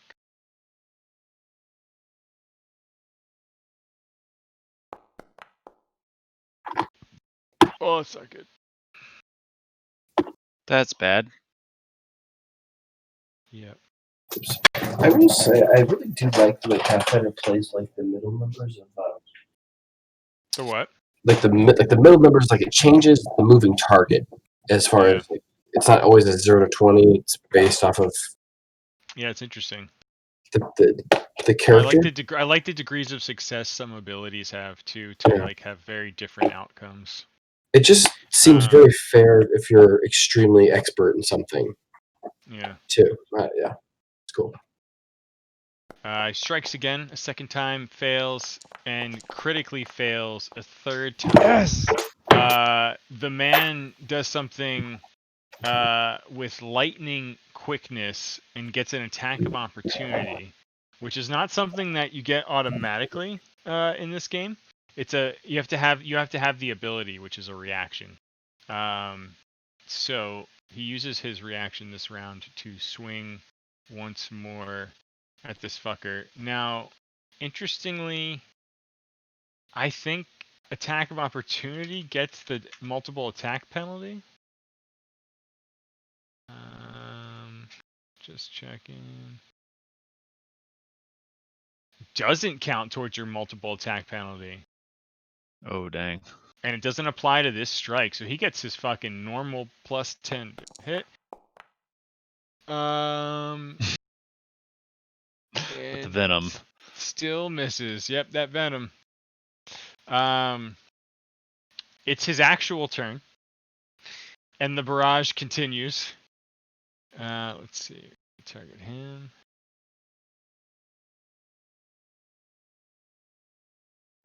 Misses with his first swing. Misses with his second swing. Gets a critical success on the third swing. It's dead. It's just so fucking dead. 24 damage. This thing splats into the ground, and he spits. Demon scum. And he turns to the other imp and says, "How can I serve you, master?" What? Rhaegar. What? Fuck that thing so hard. I'll show you how to serve its master. And I swing it with my hatchet. Let's see, because that was what's raised. So double clicking him, striking, hatchet. I success him. Yeah, it's a normal success. Just a straight up ass success. Damage. I damage his ass. Him. I can't read this shit. You do 6 damage, plunging, cutting something off of this thing, sending it dropping to the ground. Okay, so he's cleaved. He's dead. There's a nice dead splat, and the man kind of pauses in stillness for a moment, and he just starts shaking his head. Turns and looks at you all and says, "Who are you?" Oh, well, we're here to help. Of course, I say, stepping up from the shadows. Are we out of combat now? We're out of combat. Not the 4 skins.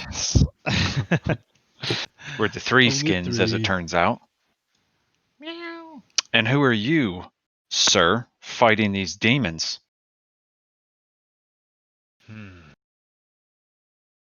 My name's Alec. Alec Nice. Stagram. Armiger of the Order of the Nail of the Illustrious Seekers. Allegedly, we stand in an ancient Hall of the Seekers, when they were different, when they sought demons instead of pirates. I come here seeking remnants of my great, great, great grandfather.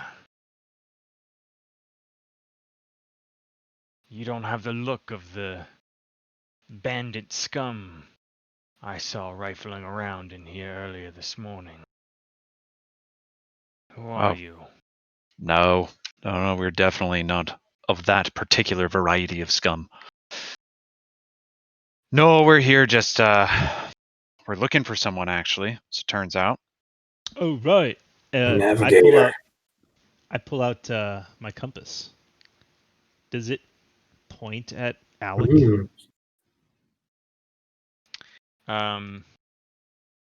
It's kind of just doing the thing where it sort of like softly spins and idles in one spot, and like a moment later it seems very aimless. But then you remember that it didn't really respond before until you combined it with the map that you had looted from the bandits on the beach. That's right. Wait, who has the map? Was that me? I don't have it. Alec is kind of like watching you all looking from the at my map. I'm checking. I'm checking my inventory. What are you doing with that compass? Well, using it.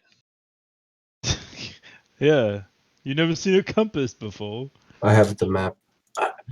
Oh, here. I have the map. Yeah. Sorry. Here, let me put that on the map there. It's quite large for a compass. Where did you get something like that? Oh, well. Some very nice. What were those things? I forgot what the hell was it. Crabs? What were we messed up with? Very nice Snapping crabs. turtles. Gave us this. Turtles. Yeah. Found it, Turtles. by helping someone out. We love taters. Very it's my interesting boss's piece. compass, actually. Yeah. Yes. But maybe we can help each other out. What did you say you were looking for? You're looking for the remnants of your great ancestor, is that right? I apologize. I was taken by something that demon did to me. Venom is a hell of a thing. Is it coursing through your blood? Yeah, he bows pretty deeply, and the little sarcastic tone he had seems to fade for a moment. He says, I thank you for your assistance. I can tell you're not those bandits I saw earlier, so I'm sorry if I was a little on edge. So you look, sorry, he's like looks at you, he's kind of woozy. You're looking for a friend. Yes. Yeah, we're looking for a friend. Oh, here. Actually, hang on, I have a health potion for you. How long have you been here? I'm gonna give him like a look over. Like, does his armor look current? Like, not at all. Does it look like super ancient old armor? Make a society check. Mm-hmm. I give him an elixir of life. It's I'm not really very old familiar. pitch. Yeah. You're not familiar. Who are you giving the elixir to? Alec. Oh wow, okay. Yeah. He says he's all what's the elixir do? It gives him 1d6 hit points. He gets +1 bonuses to saving throws against diseases and poisons for 10 minutes. Okay. Here, drink this. This will help. He gets a couple hit points back. Delicious, but it's got an odd aftertaste. Don't ask. So, current events, it looks like, what was the last thing that you remember about society, the world at large? Anything in particular stick out to you? He looks over at Rhaegar and then at Daryl.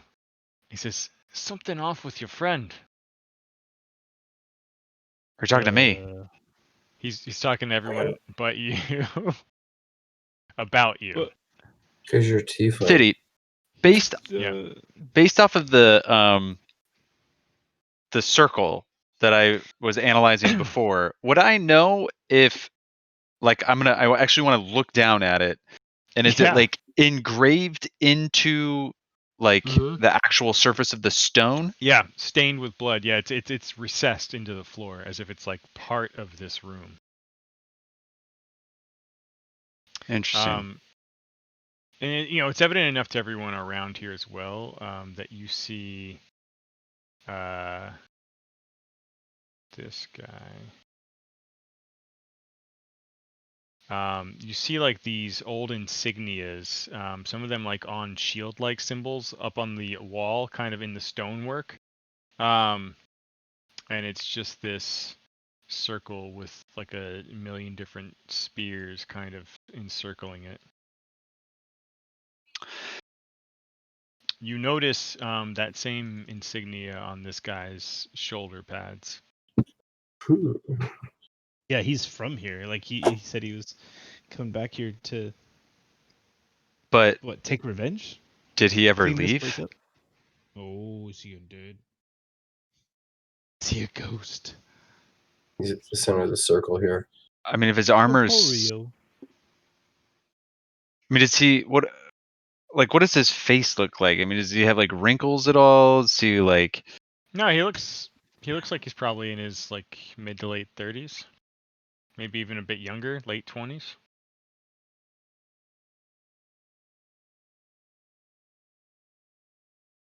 And the armor that you're wearing, that's very interesting.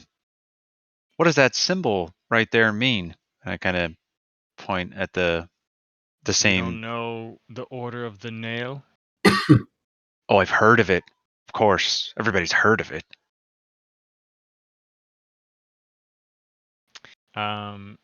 You... I don't know if you've heard of it. Why don't you all make a society check? I would absolutely be lying through my teeth right now, saying that I knew exactly what it was. I'd say everyone but Pitch make a society check, because Pitch, you're already kind of society'd out. Yeah.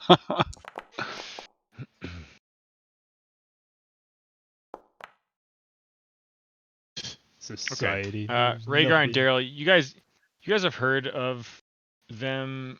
Pitch, you know the name the Seekers. You never heard of the Order of the Nail. Collectively, you all know that the Seekers are almost like the antithesis to the pirate groups that are out on the sea. They're sort of like the law and order.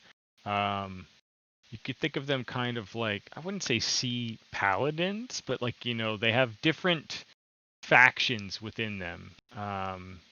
They are a force of law in this world. In the Order of the Nail, the two of you, Rhaegar and Daryl, you've heard of it.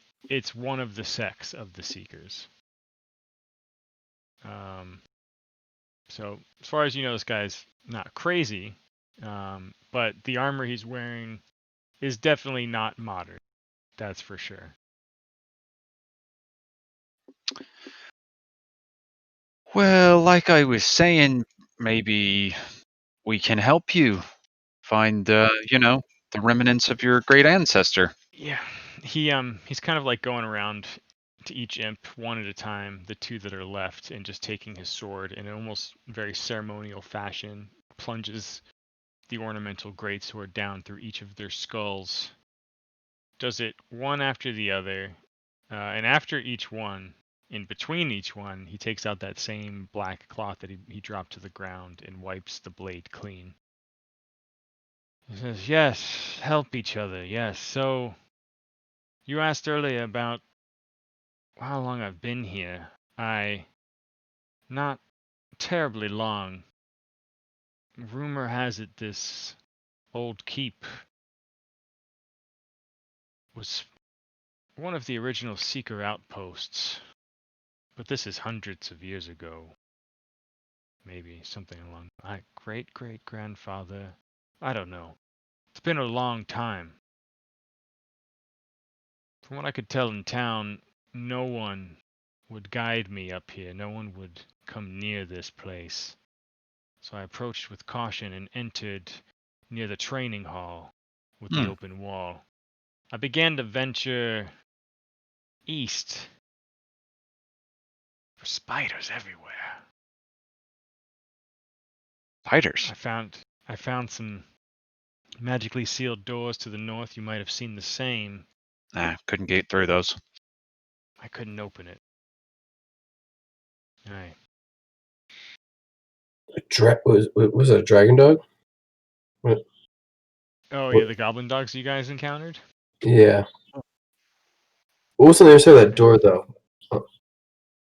At the base of the staircase. Yeah, it was a strange creature. Something that shouldn't really be in this region, as far as you could tell. And it was called. I relay that to him, whatever that was called. It was called a Growlodon. Growlodon, yeah, okay. I have no idea. I was able to peer into the room and saw a Grobbledon. I think is what they're called.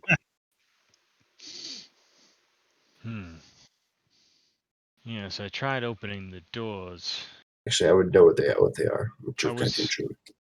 Well, if you must know, this room, or rooms like this, were allegedly used by the old Seekers. They would summon demons as a rite of passage, an ability to rank up as a novice.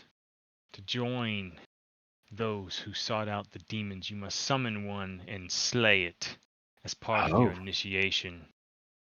Well, he kind of gestures a bit, I wouldn't say embarrassed, but he's kind of like looking down a little bit and grinning. I thought maybe if I tried to replicate the ritual, I could get through the seal and the double doors to the north.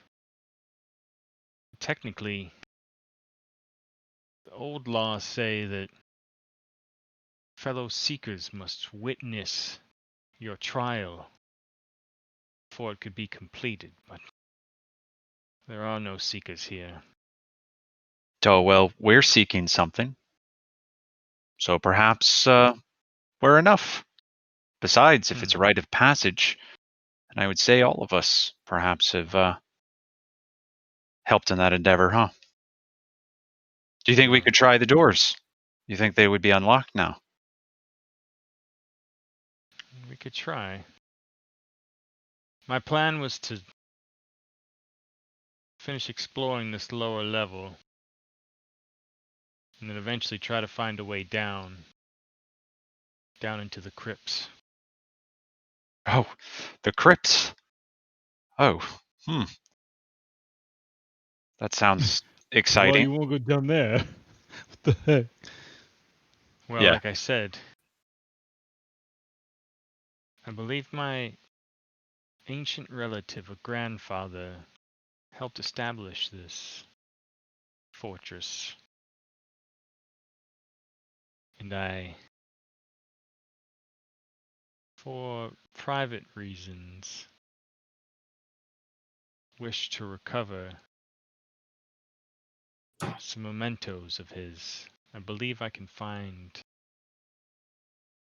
some old notebooks, his old weapons, anything. That's fair.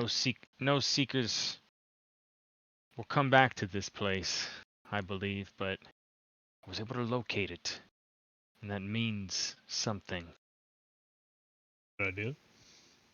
If you help me, I'd be willing to stay and help you. I think that sounds pretty good if you ask me. What do you guys think? Look at both of you two.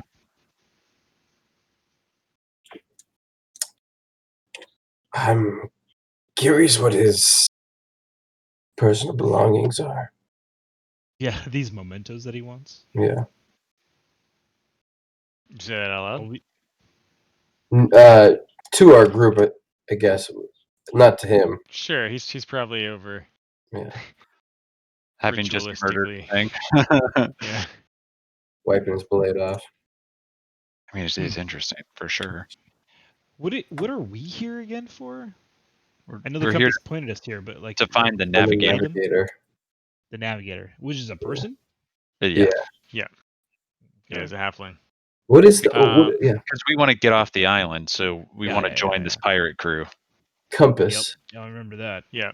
Do You we also yeah, you sorry. also you also eavesdropped your way into hearing that the captain of this pirate crew you're trying to get in with is seeking something called scatterstones. Yeah.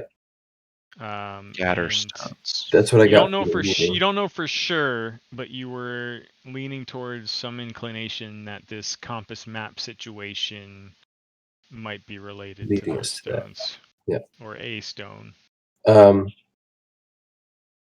I asked to Daryl, who's carrying the compass. I'm wondering if this guy wants the stones. It's after the same thing. Well, we could ask.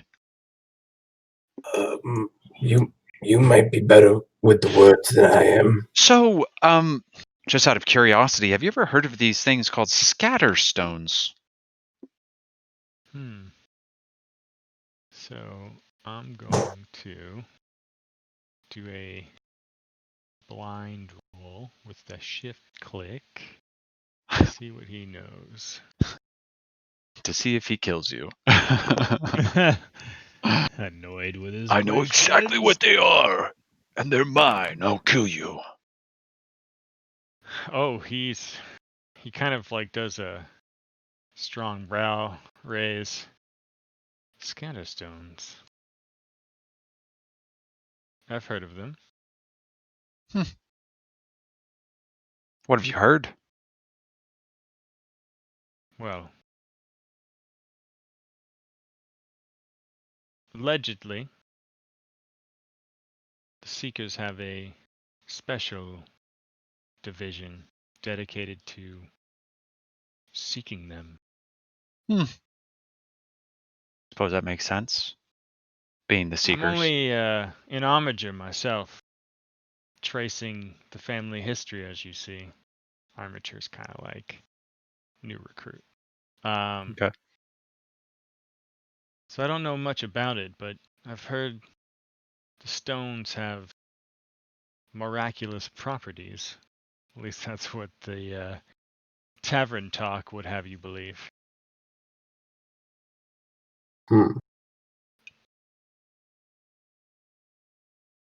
Well, do you have any ideas of best way to move forward currently? We've kind of explored this area over here, ran into some bugbear, met its unfortunate end. Rather sad, truthfully. Yeah, I haven't, to be honest, I don't know the layout here too well, and I haven't gone too deep. I spent the first few nights camping just on the mountain tree line. He kind of points to the southwest here. Yeah, and I've only been coming in a little bit at a time to explore this ritual chamber in the training hall. I tried going further east, but like I said, there was spiders swarming everywhere, and well, I saw those bandits this morning and got a little more concerned. We could go back and try the double doors. Well, we could. I also found a iron key earlier. Really? There just so happens to be a lock that I myself have some frustrations with. Perhaps that's the very thing that we need to unlock it. You know, you should come with me. I'm going to start like walking out of the room. But I'm going to go with that guy this way. Okay. I think it's probably through here, maybe. Okay. He puts his little black cloth away. Starts following you. What was your name again? Oh, my name's Pitch. Call me Pitch. Pitch. Yes. Surprisingly helpful. Yeah. So you allow me if you don't mind. Oh, sure, by all means. Kind of clinks the armor a bit. Do it. I clink the very soft cloth padding that I have. He listens for like a quick moment. Yeah, I don't hear anything. He steps inside, and you all see a floor-to-wall shelving. Still some rotted provisions here and there, cooking utensils, but the place is disastrously filthy. It looks like it's mostly been ransacked, but you could try going through some of the drawers or pull back the dilapidated shelves and see if you find anything if you like. Otherwise, there is a door to the south and to the east. This place looks like it's been picked clean. We've been here. Maybe just keep going. Or we've been south, I Sure. should say. And east. Yeah. Okay. He continues on, listens for a moment. We need to make our way north up here. Is there a let me door light up here? this torch. It's fucking dark. Is that what the purple is? What is the purple that I see on the map So sometimes? the purple regions you see are places that you still have vision for, but it's dark vision, and dark vision means it's technically monochromatic to you. So anything in that region is technically like, two-tone. Oh, I see. Okay, cool. Cool. Is there a door up in the northern area of this room, or do we have to go east and then north? I don't see a door. Probably have to go this way. Yeah, you get back into what was some kind of like auditorium, speaking hall. Squeeze through here. There we go. It's like that main room for the double doors. So if you just go west here, there's a lock right over there on that door. I mean, it's nearly broken. I'd say kind of like flexing my arm, but maybe it's easier. Maybe just try it on that guy right there. A quick question, and I kind of like bend my head and look at the rest of our group here, and I'm like, looks like some of you got hit a couple times. Is it worth? I don't remember if Pathfinder has short rests or if there's a resting feature. One thing that we learned was if you have like the healer tools or the medical tools, I forget what it is, you can do an action for, let me see, administer first aid.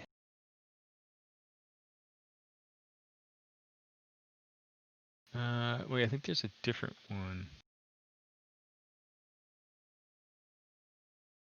Hold on. Treat wounds. There you go.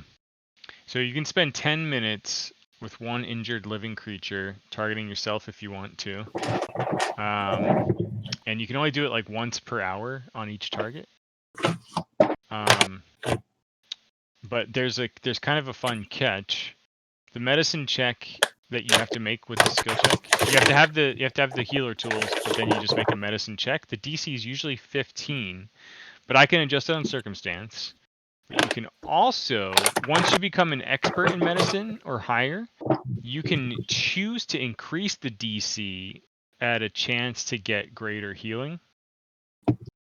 The fun thing is with this whole degrees of success system, you could potentially, the more you ratchet up the DC to hit in the quest for more healing, depending on your skill level, you could end up hitting a critical fail, which would have them take damage during the procedure. Oh. Yeah. Normal success is a flat 2d8 hit points back. A crit success is 4d8 back, and the wounded condition gets removed. But if you critically fail, there's no fail condition, but if you critically fail, they take 1d8 damage. So I believe Daryl and Rhaegar both have healer kits. If I'm not mistaken. So both of you can do the treat wounds, which is like a downtime activity, right? It's like 10 minutes out of combat. So making the time for a thing like that. I want to do that. I'm gonna help. I want to do so that. Why don't we pivot over to that for a second? So are you doing it? Are you applying it to yourself? Yeah. Yeah. Okay. Let's see.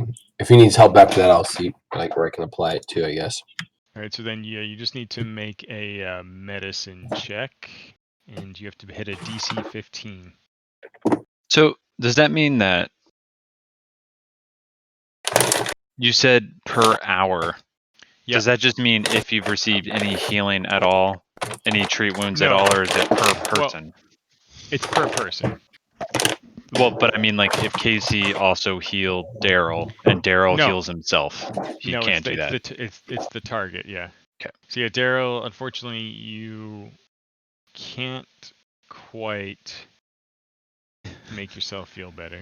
I feel like you almost had it sorted out. These imps deal questionable damage type. I don't know. I don't know. Rhaegar, are you trying to heal yourself at all? Daryl was unable to heal himself. Is what I'm hearing.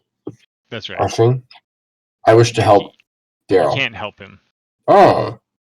Actually, you could do. You could try for the aid another. I think. I'll allow it for sure. Let's see. Trying to see what my thing says right now. Yeah, you can aid him. So you have to make your own medicine check, but the DC is 20. Okay. So is that like under the initiative, I do medicine instead? So you just do medicine, not initiative. That's only if you're rolling initiative to go into combat. So then I go to skills. Yep. Medicine. Sorry, I tried, bro. Damn. It wasn't meant to be. Yep. It's these imps, man. All right. Well, while that is going on, Alec is struggling with the lock for a couple moments.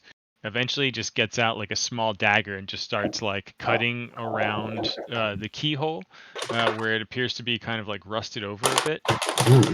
And he's able to kind of jam the key in and unlock it. Whoa, you did it. Mm-hmm. What was the key? Man. This is great. What's his name again? Is it Jared? Is his name Jared? Thanks, Jared. Alec. I whispered to him, no, I'm pretty sure it's Jared. He feels more like a Jared. I think his parents named him Rowan his moon day. All right, so do you guys want to go in? I don't know how late. How late does everybody? Is everybody good for a little while, or a little bit longer? Yeah. Oh yeah. I think like 1:30 might be my cutoff. Yeah. Sounds good. Okay, you start making your way through the pretty narrow western wraparound corridor. Yeah, I need a drink too, actually. Let's pause here for a sec. I would love to do that very thing. Mm-hmm.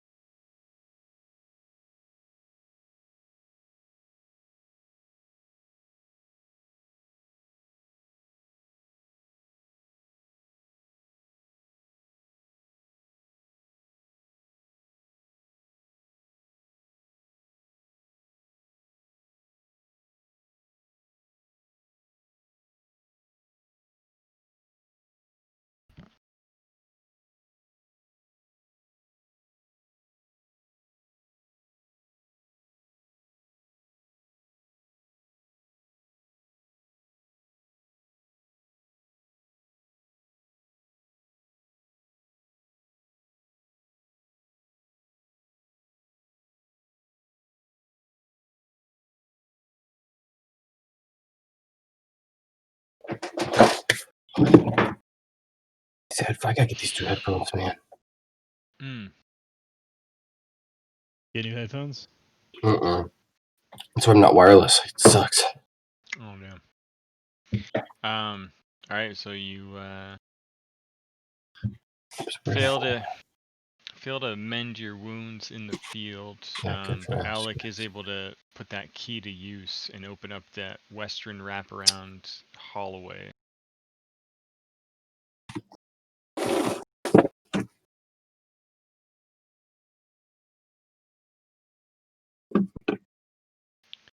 Looks like we can venture deeper to the northern rooms. Yeah, right behind you. So that this friend of monster yours. was? Oh shit. Go. Not really a friend, but someone who needs rescuing.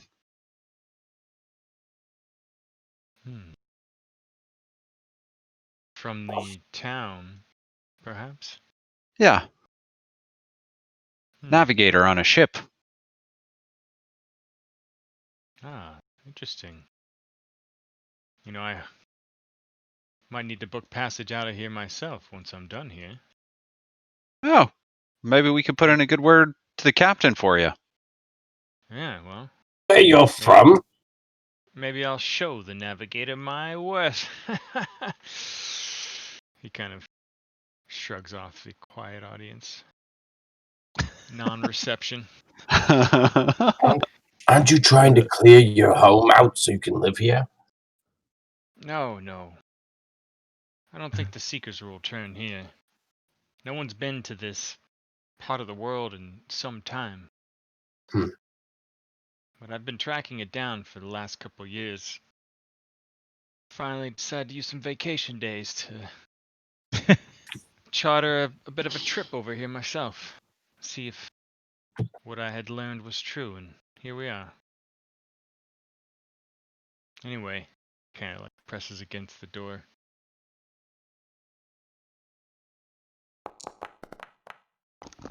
I lean on his shoulder. I'm like, "Do you hear anything?" No, I think it's clear.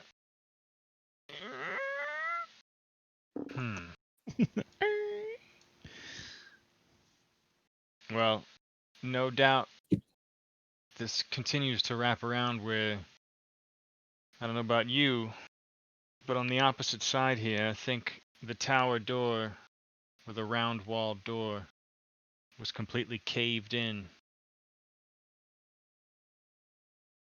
Try to go Do you into mean the corridor here or to go the north? east? Yeah. You think it's caved in to the east? Well, the opposite door was. We could try it. I have a feeling that may be where Rhaegar found that weird hound thing. It was somewhere in that direction, just south of where we are now. I need to face it. I don't hear anything. He goes to try the door to the east.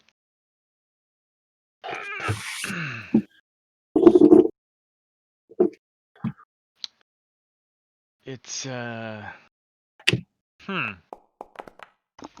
have to put your back into it. Really stuck in. We have a really strong man here. Daryl! Hey, 1 second. He backs away. Yeah, sure, give it a try. He starts Here we listening go. to the other door. Wow. Why I love is it. that a 20? Why is that a 20? Those can't withstand me. Oh, I told you, he was strong. So hold on 1 second. You completely bash that thing in. So fucking good. Do you remember Andre the Giant in the Princess Bride when he's like, "Fezzik, he's getting away! I need your Fezzik!" And then he walks up and punches it, and then he just does gestures. So like the yeah. physics and all, like you kind of smash the door through, and like you yourself recoil back into an already tightly packed chamber. And in that moment, you all collectively hear like a loud boom, boom, like crumbling rubble sounds, crushing and rolling underfoot, and like a deep guttural.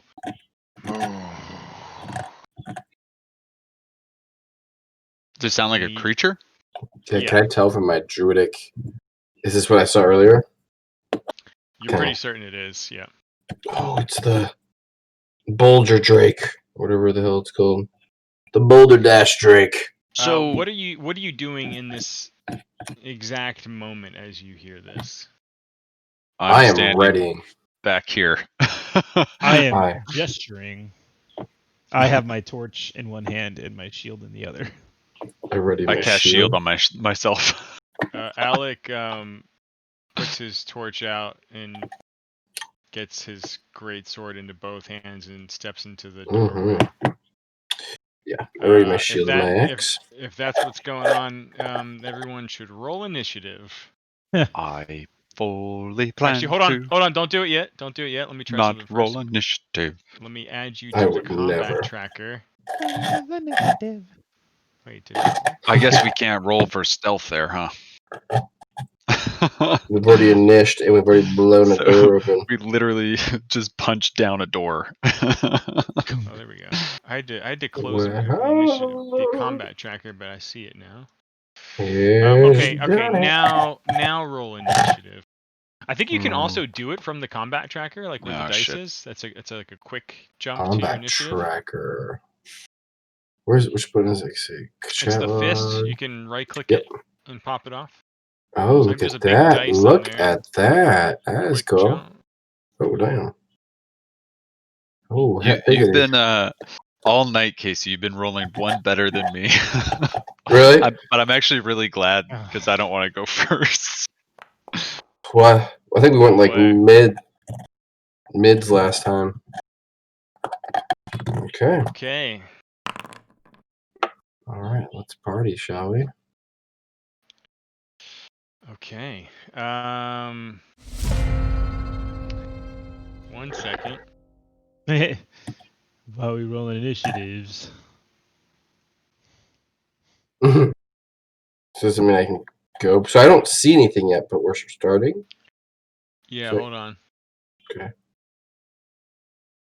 It's like.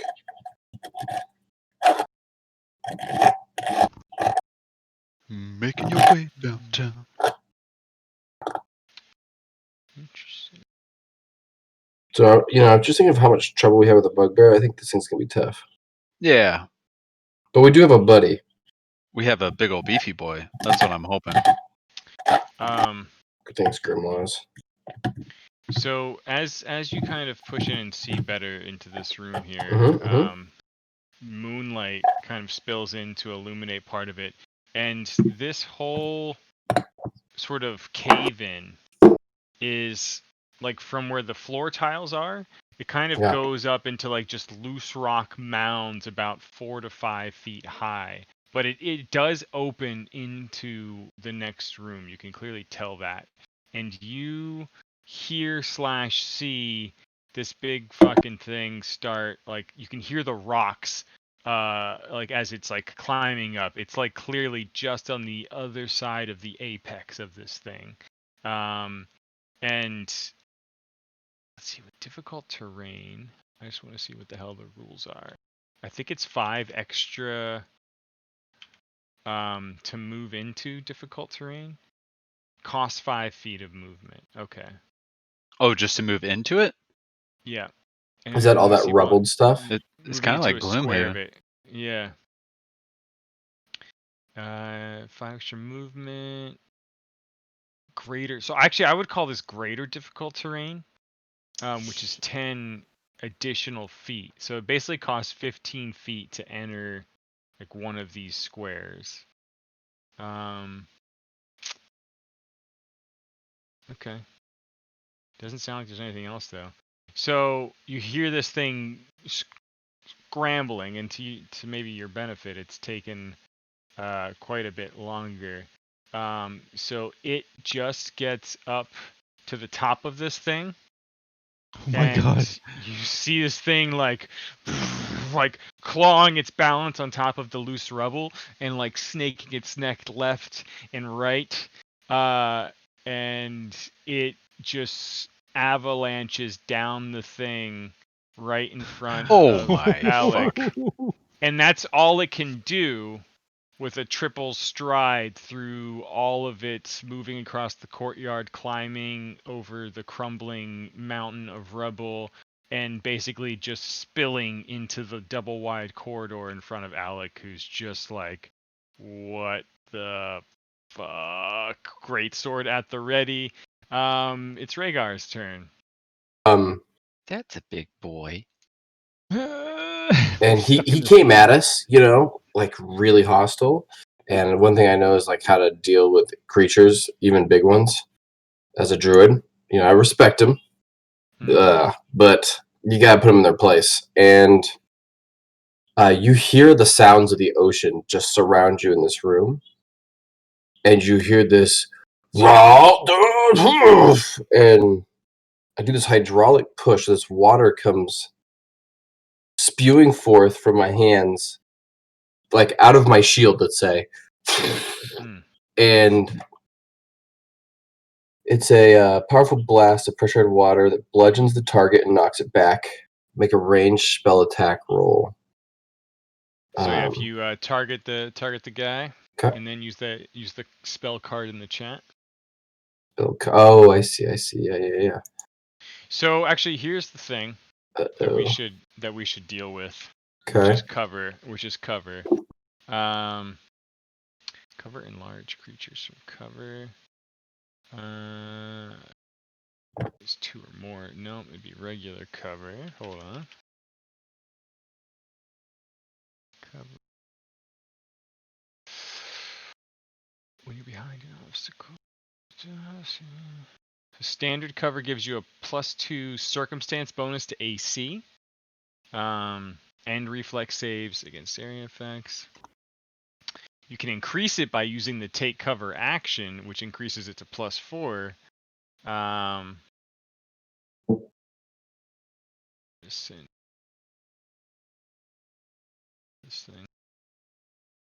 Covers relative. So like the one thing with you doing a spell attack and shooting through a people doorway, in a door. I was wondering about that because it was written in a way that it only hit enemies. Yeah. But I didn't know if that meant.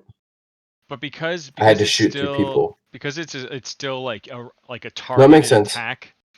So what you can do, run in. I kind of like you can run in, or if you did do it here, I would say like to simplify it, I would just give you a circumstance penalty that like is the minus of the cover he has, which in this case would be, I think, great cover because he's got 2 targets. Which is why I would not want to do that. -4 to hit. Right. Yeah. Which is why I'd say like I'd probably just move forward. Okay. So you do a single action point for a stride. Let's see. 25 feet. And that's. So it's 50. There's 11. So you got like 20. And then this is about right there. Oops. There we go. I go here, and I try to blast him. So this to the south of him is the actually, so while we're talking about complex rules, flanking rules are such that if you can draw a line from the center of your token to the center of another token, an ally token, and go through basically two walls of a square, like penetrate through, then you are technically flanking. And I believe you get a +2. So now that's in my chat, because I can do the attack in the chat. How can I add a +2 to that? Oh, but I got a timer. I think you can shift click it. Don't worry about the timer. I'm shift clicking, nothing happened. Can you shift click it? Oh yeah. So if you shift left click the attack button, on that spell card. You should I see am. the little. It's not doing anything. Really? Fun. Nothing's popping up. I wonder if it's because I clicked this spell. Why don't you in your spells? Actually, if you go to even your hotbar up top. Yep, doing it. Hydraulic push. You can just click it there and put it into Yep. chat. And now Shift try click. to. Yeah. There it is. Okay. So then you can put that +2 bonus in. Into circumstance. Do I have to put a plus and then 2? Yeah. Okay.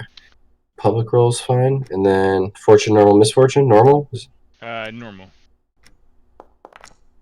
Nice. Okay. Yeah, 25 definitely hits. So then I did hit the damage button. It's a success. So success is 3d6 bludgeoning damage, and it's knocked back 5 feet. So go ahead and roll the damage button. Okay, almost averages. All right, he takes the damage and then just blasts back against Alec in the doorway, and Daryl, and just. 1, 2. So I have one more move. Yeah, so you have one more action point. Action point, sorry. So and then it's a single action point, right? So real quick on your spell. Your consumption. Put something this down. So you just click that little minus box next to the spell. Yep, I see it there. Done. I think that's what it does. Yeah, so it crosses it out. Okay. Yep. Okay. Cantrips I can, but they have the same kind of button. That doesn't matter though. No, yeah, cantrips you never lose. Okay. So I try again with this one. I reach out, and you see it with my hatchet, and you see these vines come flicking out of my hands and trying to lash itself to the barely injured thingy here. Okay. And I know I have to hit it with less. So I think the easy way for spells is just to always click the icon to put the spell card in chat. Oh, okay, like this. There you go. And then cast it from the button. So yeah, it's a I'm attack. Sorry. Yeah, I see. So you hit it twice. So you still have if you want to shift click, you still have a +2. Oh, I didn't even use it. +2. But so still definitely a hit, not a crit, but it's a hit. Yep. And so a normal success, they get a -10 circumstance penalty to its speed for 1 round. Can I actually drop this on him? Maybe I can do it this way. I just want to try something real quick.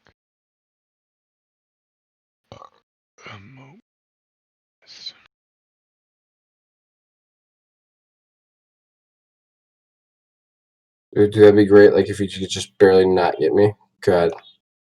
So it's just a -10 to its speed for 1 round. So it's basically got 10 less movement, which something could be good. Something.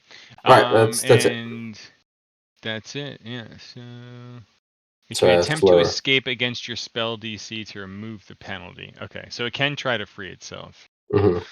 That's an action point, right? Yeah. So it's worth it. Pitch. Hey, so I have a question. I have javelins like on my back here. Is that a whole action just to pull it out to like throw it, or it's an action to equip it. Yeah. So in order to throw it, just to be clear, it'd be 2 actions in order to throw a javelin. Well, I mean, if you were holding it to begin with, no. But if you had something else in your hand, yeah. So I mean, it's technically an interact to get it and throw. So I guess so. It sounds like every time I want to throw a javelin, it's 2 actions: 1 to pull it out, unless I'm already holding it in my hand, and then 1 to throw it. I just want to make sure because it's weird with like throwing things. I feel like javelins though, you could kind of like have a bunch of them. Grab a as whole. As long as you're not holding as long as you have 2 hands free, like you could hold a bunch of them and you just use 1 interact. I think. Is it an action to like unequip like your light like if I have my light mace equipped, do I have to use a whole action to unequip that and then an action to equip? I don't know for sure. For now, I'm just saying one action to switch it. Yeah. Cool.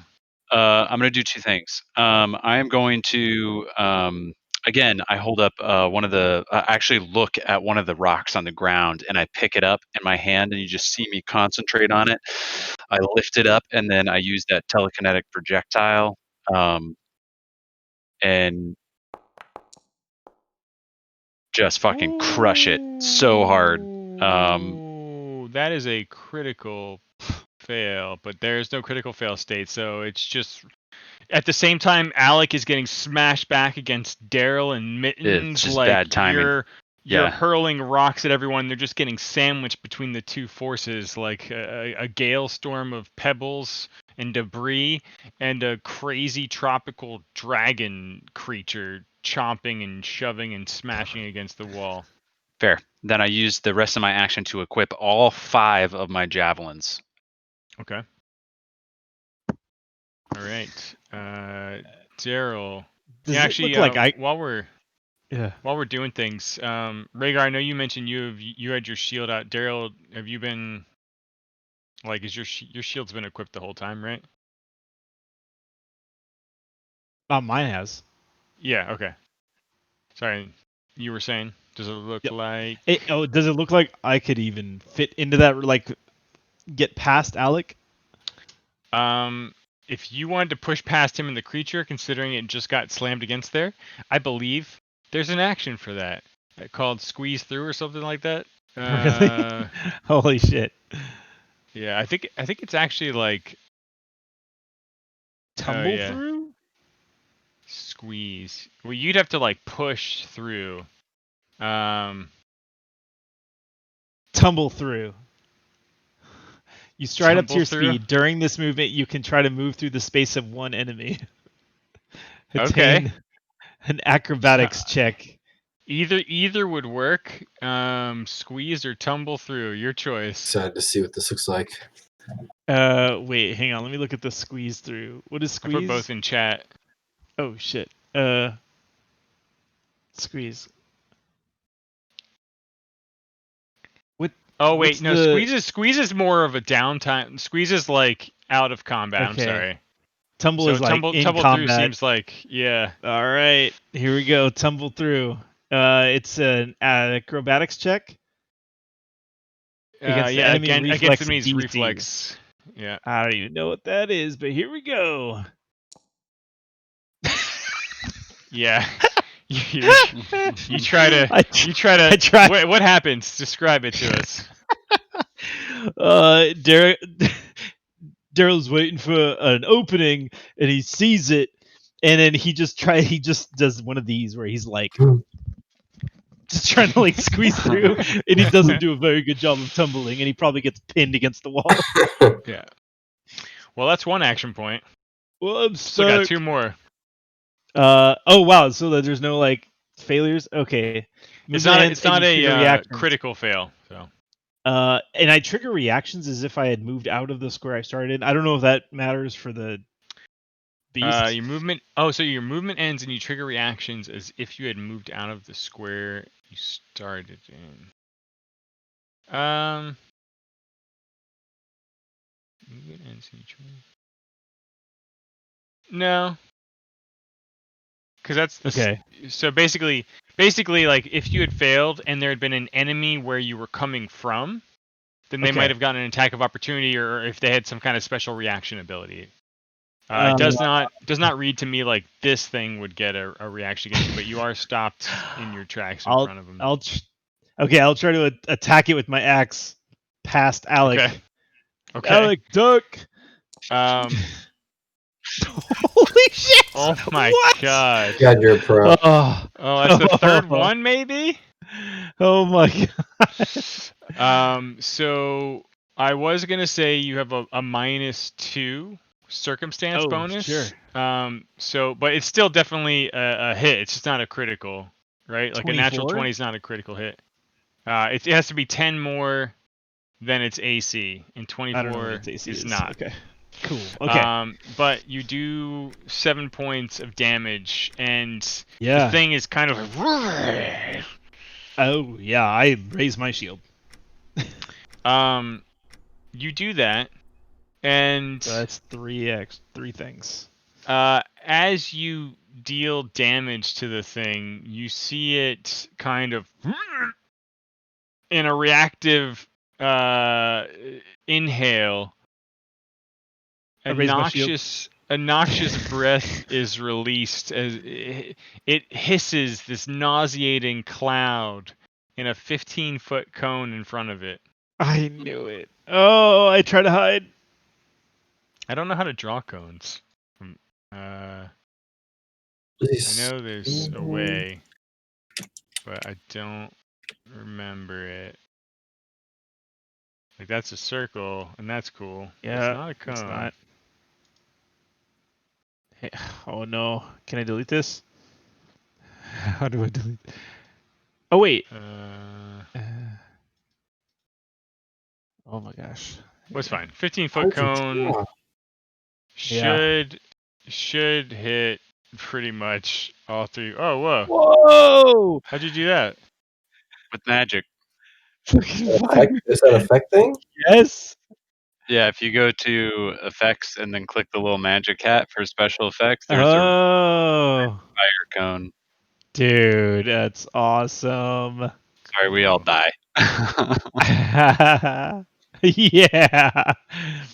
Imagine that, but green. Cute. It's all This is gonna really suck because I'm just gonna get one-shotted. Yeah. Fun. Yeah, anyway, so all three of you who aren't Rhaegar, let's see. I tried to join Rhaegar on the other side. Sorry, bro. I thought about dodging out of the way and like hiding behind I need you guys. So cover does, I think, maybe give you something for reflex saving throws. This is not a reflex saving throw.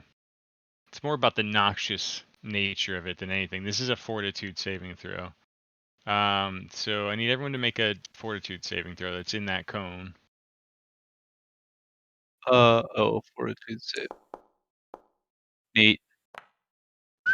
So now's a great time to remind you that at any point you can spend a hero point to redo any roll, but also conversely, if you're ever sent into the dying state, you can expunge all hero points that you have to just make it unconscious. Yeah, I have a feeling I'm gonna need it in about 2 seconds. So. Okay. And then Alec as well. I don't know how to do. Oh, saves. Here we go. Perfect. Fortitude. Oh boy.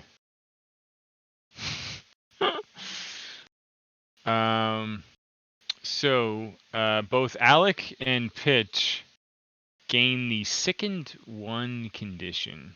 It happens. And then Sickened. I need to do... Oh wait! Alec has +1 to all his saving throws for 10 minutes. Oh. When he took that potion, I don't know if that +1 helps. It did. It did not. It did That's not. too bad.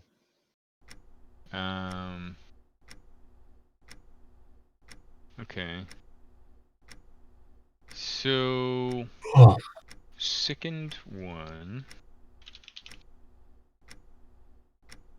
Does it tell you in chat? So I'm just gonna do this.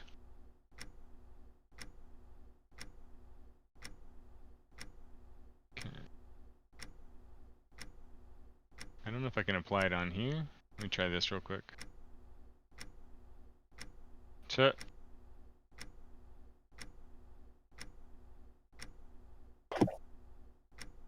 Okay, so sickened always includes a value. You guys are sickened 1. You take a status penalty equal to this value on all your checks and DCs and you cannot willingly ingest anything, including elixirs and potions, while sickened. The thought of it just makes you retch. You can spend a single action retching, puking, in an attempt to recover, which lets you immediately attempt a fortitude save against the DC of the effect that made you sickened. Which was DC 18. On a success, you reduce your sicken value by 1. So you can spend an action point to hurl your guts up. Alec immediately does that. He has a +9. He's fucking fine. Oh, he pukes it up. Wipes his mouth. Braces him, like, almost you can see him like slide his boots into the edges of each opposite door frame. And he then makes an intimidating strike with his greatsword, just plunging it into this thing's throat. Let's see. Blow not only wounds creatures, but also shatters their confidence. Make a melee strike if you hit and deal damage to the target's frightened 1 or frightened 2 on a critic. Alright, so he's gonna target the dude. Oh my god, how does he have that? Do I have that? I don't have that. Just gonna fucking swing the greatsword. Oh, it's not a crit, it's a regular success. So we'll get that damage in first. Ooh, good ass damage, dude. Damage. Good ass. This thing damage. is near death as he pulls the greatsword out. The intimidating strike and the amount of pure damage puts this thing in the frightened condition. Frightened. Let's see what frightened does. And immobilized? And well, not immobilized entirely. Is reduced by 10. When you're frightened, you are gripped with fear and struggle to control your nerves. It always contains a value. You take a stats penalty equal to this value to all checks and DCs. Unless specified, at the end of each of your turns, the value decreases by 1. So basically, until the end of its next turn, it gets a -1 to almost all things. And that was a 2-point action, and Alec is done. Lizard creature.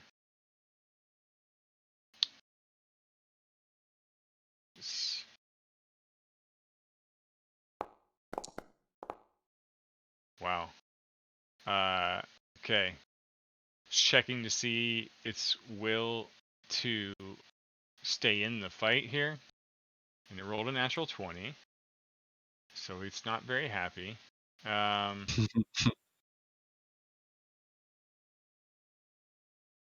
This thing swipes once with its claws. It's with its tail at Alec. Oh. Alec blocks the shit out of it. Mine was rolling onto a 20. Really close. Blocks the shit out of it, then immediately just raises up on its hind legs and just does like this big fucking body slam down, just dropping everything it has into Alec. Actually, sorry, no, it can't. It's only when more than only enemy. Scratch that. He's just gonna fucking bite.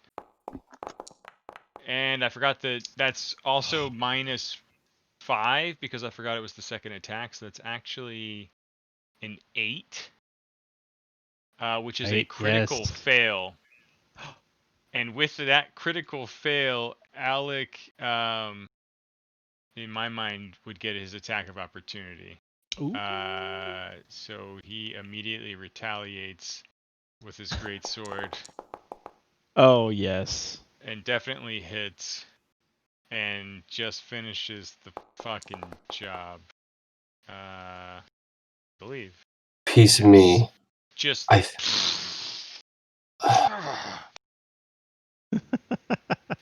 Damn. I What puke. the fuck was that thing? I puke behind him. Make a fortitude save. I puke again because Yeah, you're still. It's still in you. there. Oh god, it's finally out. Hey. I'm like on my my knees now, shoes. and Your just throat is burning. You feel so weak. All my pants are wet. Oh man. Daryl, how could you breathe that in and not puke? Kind of smelled like one of my dinners. I'm behind you. I looked at Daryl and I say, is there anything in here that we could take for dinner later? Oh, let me check. So bear Actually, in mind, can I? Oh yeah, go for it. bear in mind, like it's pretty hard to see. I should probably kind of put like more of a slight vision blocker in there, but it's more like you have to climb up onto this difficult terrain here, but we kind of pulled a bunch of it down. So you can kind of crest over the edge here and see this big open courtyard. Rhaegar, you remember spotting that pool to the west, where the creature was kind of lingering, bathing, and you could tell something was not right with the water. It seemed rancid, maybe even poisoned. Ooh. Beyond that, you see a short flight of stairs that leads up and up to nowhere. Mm-hmm. And you can see that the stairs along the base that you're crawling over now, but also the stairs further in the courtyard, are all caved down to what should lead up to like an upper level crenellated wall, battlements, all that, some watchtowers and stuff. But it's all like crumbled and broken. Yeah, Okay. and it's about 25, 30 feet up. Mr. Obvious. Oh, sorry. You see the other side of the double doors over here, and all along the battlefield here, because it feels more and more like a fighting pit of sorts. You see various weapons and trinkets and mostly crude looking weapons, like maybe some bows and some sort of sharp weapon here and there on the ground. It's hard to tell from here. What would you all like to do? There was also a door to the northwest where I'd like to harvest any kind of alchemical reagents from this poor creature. I agree. I help him because I believe that we killed it. We need to use every piece of it. Don't let it go to waste. Yes. And I help him do it to take whatever he needs. I'm like slicing through, and you're like over my shoulder pointing. Okay, right there. No, don't right. Just becomes everyone backseat driving, Daryl. I'll help cut with you, Cutting though. the wrong I'm on the other spot. side. We'll both be plucking teeth. Why don't you both make survival checks? Okay. I'm not good at that. Alec is I'm not cleaning good his at blade that. with the black cloth. Does the black cloth look like it gets dirty? I am good at that, and I did terrible. You make a perception check, Pitch. You snooping on him a little bit. I'm terrible at fucking perception checks. Not that terrible. You look. It looks like to be of a very, very fine material, but it's definitely got some blood kind of caked on it. Okay. For a second there, I imagine the cloth itself is like, you listen. There's a tiny little voice, and it's like, yeah, more. Feed me, Alec. Microfiber. Yeah.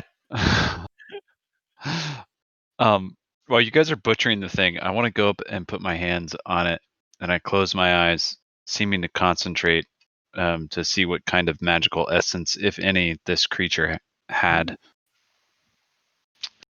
I'm casting detect magic. Okay. But also trying to reach out. I'm trying to further my knowledge of this arcane. How does it even work? How can I harness it?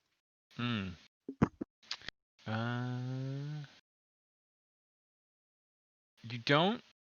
don't sense anything magical about the creature. But you do know. Actually, why don't you roll a dragon lore check for me? Oh, don't read that. Read what? There you go. I don't even know where that is.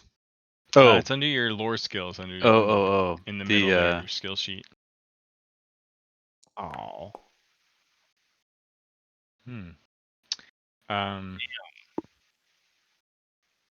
Yeah, you know that this is in the dragon family, but pretty far removed. You're also aware that this is a very tropical creature and very, very, very out of place in this part of the world.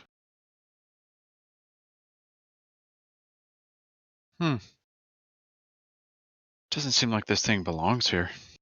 Seems a bit odd. How did it get here?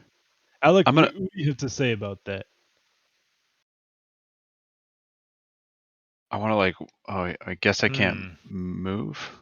Oh, there's a wall, maybe. I want to climb up the thing to just look and see what kind of I mean, I'm sure there's like claw marks and stuff all over the place. Are there like bones and stuff? Like, has it been the old pirates eating? Yeah. I think there was bones, remember? Yeah. You see a couple fresh corpses actually over around and like kind of behind the crumpled stairs. Rhaegar. As well as some older skeletal remains kind of partially buried. Some of them actually in the rubble itself that you're climbing over. There might be bodies and stuff over here. You want to help me? And I'm gonna come down to the one that's like down here. Okay. There's another one over there, and I point towards the bottom of the stairs. And I can't draw. I don't know how to draw this. Like here. Can I clear that? I don't know. Did it. Nice. So the bottoms themselves are pretty picked clean, but they're goblinoid. And one of them actually still has like a weapon under the body, which is just it's a goblin dog slicer. It's kind of a type of weapon. Rhaegar, you notice the one that you turn over underneath the crumpled stairs has that same weapon as well as a short bow and some arrows. And as you all look around the battlefield, there are several of each of these types of weapons just scattered all over the place, as if people died here or fled from here. They don't seem that old, the goblin bodies. Like, at least probably died within the last week or so. And for all intents and purposes, as you kind of look and scour about, you just see all of this. Let me just put something out here.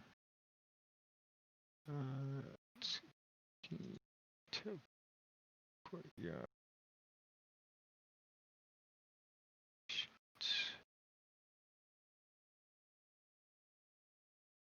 You should see this now.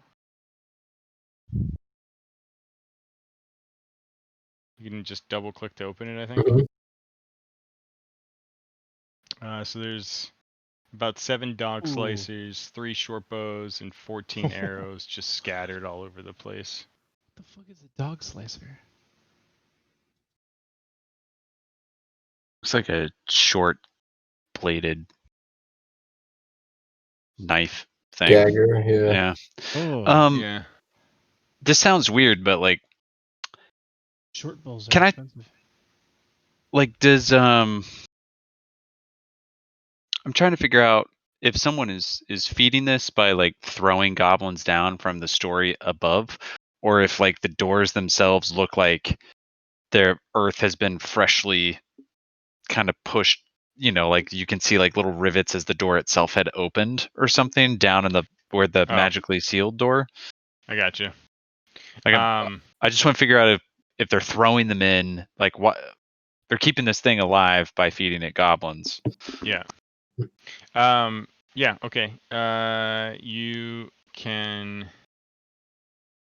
Why don't you? You've already detected magic on the door itself before. With that intention in mind, why don't you make an Arcana check? Okay.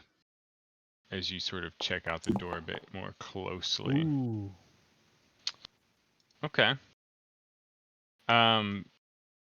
You feel drawn to the door. Like the detect magic sense is certainly stronger on this side of things. And you get the impression that somebody sealed the door from this side with a pretty powerful spell. Can I detect what branch of magic it came from?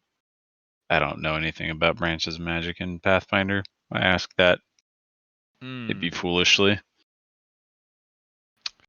I don't even know if Pitch would know that. No, and I don't think detect magic gives you that much detail.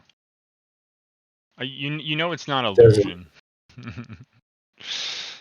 Because we already tried this so many times. Yeah. Goddamn doors. Okay. And you said the stairs don't seem to go anywhere. Like we visually can see they just. Yeah. They only go about 10 feet up, and then it's about another 20 feet to like where they were supposed to go to an opening on the battlements up there, which is like, you know, like a walkway in an upper area. Alec kind of looks around, seeing you check the door, seeing you guys pick up some weapons, and says, that was interesting. Yeah. There are a couple other ways to the northern quarters of this place. You find anything out here of interest? No, just goblins. It's been feeding on them. There's a couple weapons down there, but they're hardly worth picking up. It might take 15 to 20 minutes or so, but we could try to pull some of the debris down and see if we can't get to the door on the other side in there, or maybe that. Try the one to the northwest. Yeah, maybe the one to the northwest. Save us some time. I check on this water because I think you said it was putrid from my memory. Yeah, that's right. And I just see if that's normal mildew or just pond scum water because it's been sitting here stagnant, or if it's something else. You're pretty sure that it has something to do with this tropical lizard dragon making it its It's a piss pot? bath. Yeah. Oh, okay. It's rancid. Ugh, okay. Oh, and do I know from any of my nature and knowing about lizards, do they try to hide anything anywhere? Do they dig holes places? Would this thing be hiding anything, or is it just here to? Yeah, it's just here. Why don't you make a? Do you have a different nature is what I'm looking for. They dug a body and put it in somewhere, you know. Yeah, make a nature check for me. Okay, nature. That's neat. It's nature. Nice. Look at that. Pretty neat. Yeah. You don't know about any burrowing. You don't know much about this creature at all, but you do know animals, and from what you can tell, this thing was penned in here and stuck. Like you can see it now. You can see like raked claw marks in the stone walls as if it was trying to find ways to climb out. And it was if anything maybe the smell or the bloodlust for some food that sent it finally climbing over the wall of debris. You could from what you could tell it had tried before, but it hadn't made its way into that corridor up there. Dude, as I'm seeing all these signs, my heart just sinks. My druid heart is just, oh god, what a terrible penned up life. I feel bad for the creature. I'm glad we put it out of its misery now. It went mad. That's a shame. Such a shame. Okay. Alec relights his torch. Slowly climbs around the creature. You can tell he's trying to be a little respectful, like looking at you out of the corner of his eye. Good, because I'm holding a sigil. I pull out my wind instrument and I play a little ditty, and it's very solemn.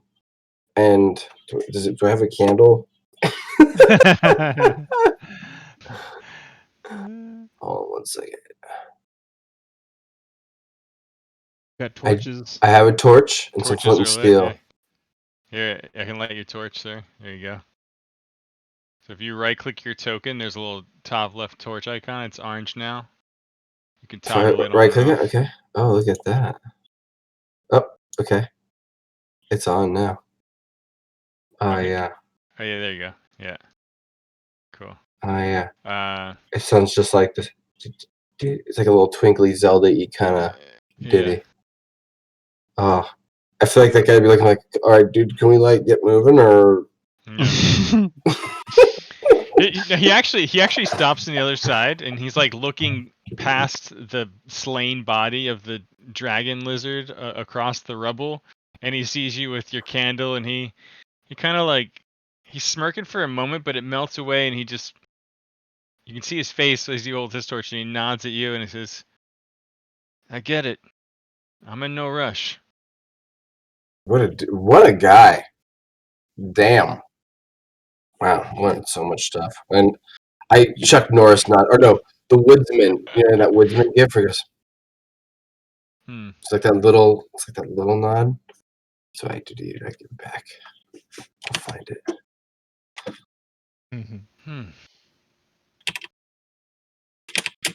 Well, whenever your friend's ready, he says to pitch. See this? I'm ready. Sorry. And he's just kind of like holding the torch, leaning on his greatsword. I'm just fucking around now. I think this is really important to him. Maybe we should give him some space. Are you all right? And he's looking at Daryl, who's looking a bit injured. I'm looking a bit injured. You know what? I think I've got another healing potion. I'll try it. Oh, try it. I've got two. Why does that not work as a gift? Oh Nice. shit! I think I've got this other one in my bag. And then he watches me like uncork it, drinks, and it's just all of a sudden just like all the color returns, like all my wounds are sealed. Oh shit! And he's probably wondering like what piece of shit I gave him earlier that didn't do very much at all. That's one more time. So that was your minor healing potion? Yeah. Nice. So I'm up to 16. All right. Wow. All right. That's pretty hot. You're looking pretty good now, Daryl. Oh yeah, actually, I feel pretty good. I can be up front. I get my shield and torch ready. Shall we press on? I'm gonna go stand in the dark over here. Keep your eyes peeled. You know, I wouldn't put it past the.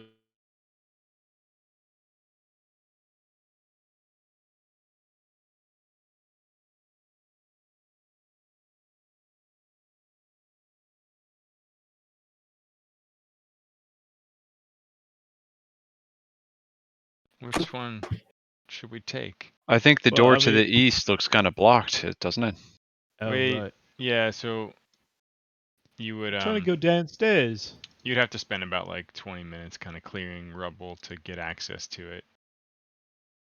To see if that door to the north is accessible. The one to the east is. What just happened? What just happened? The one to the far east is was the one that was kind of caved in on and immovable. By your last attempts. But then there's a little one to the north of that door. Yeah, Correct. This yeah, but you'd have to clear out some rubble for about 20-30 minutes just to get access to it to see what's up with that door.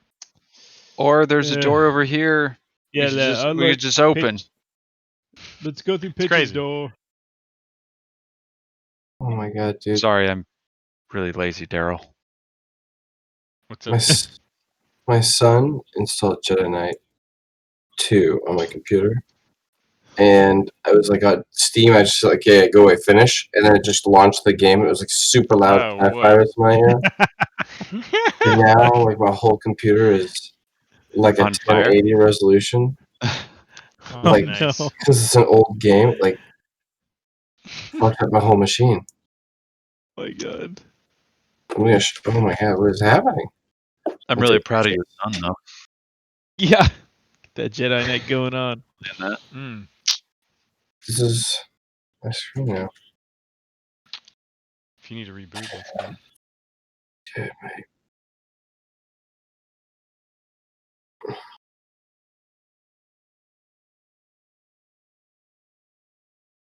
Well, we can keep going for right now. We might have to stop. I might have to stop anyways pretty soon. Yeah. I figured let's maybe see what the next room holds, and it might be a good pause point. Let's do it. So we're ignoring the 30 minutes of physical labor and checking the west door first, is what I'm hearing. Yeah. I don't believe in physical labor. I assume you're letting Alec do his thing. Yes. Okay. All right, gentlemen. Hold here for a second.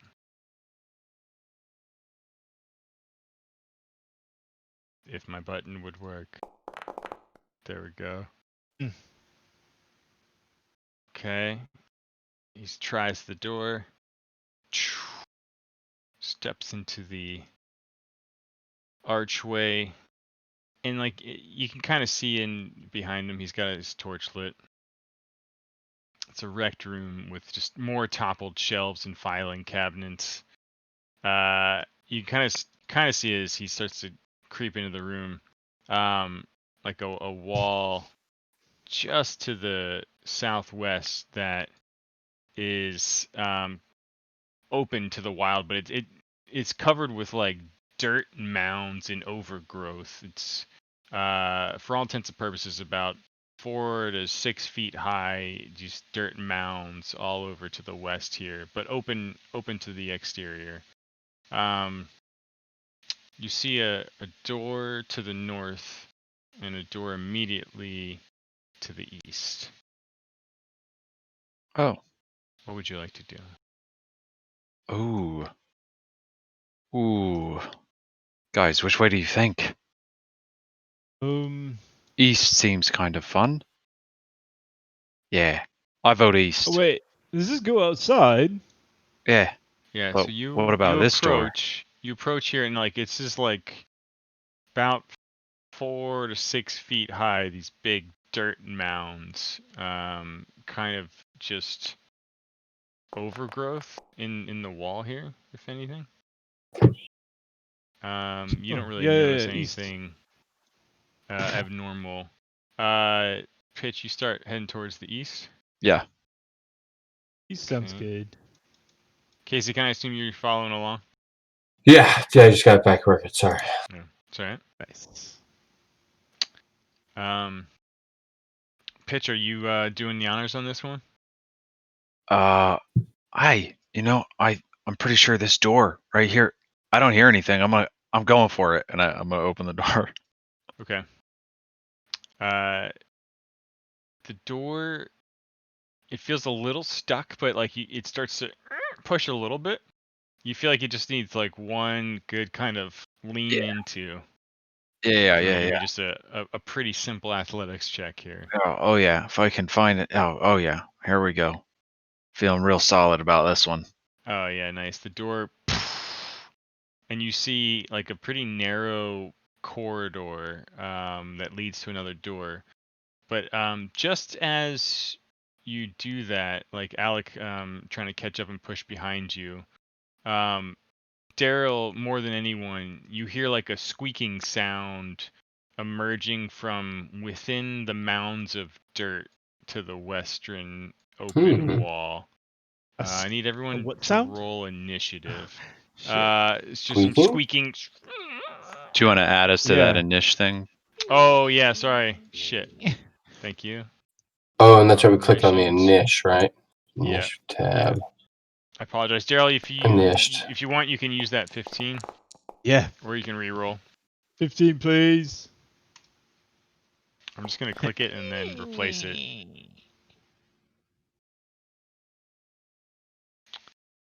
Wait. What did I roll? You rolled a 5. You're a 5? Oh.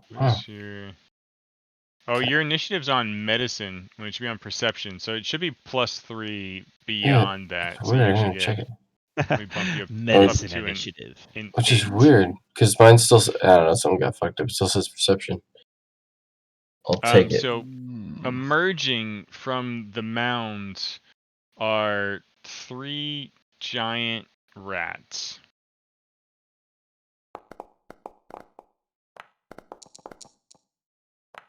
Tens, all of them. Dude, you got 10s across the board. Damn, wow. RNGesus. Alec immediately says, "Fucking hell, this place." Let me just double check his abilities.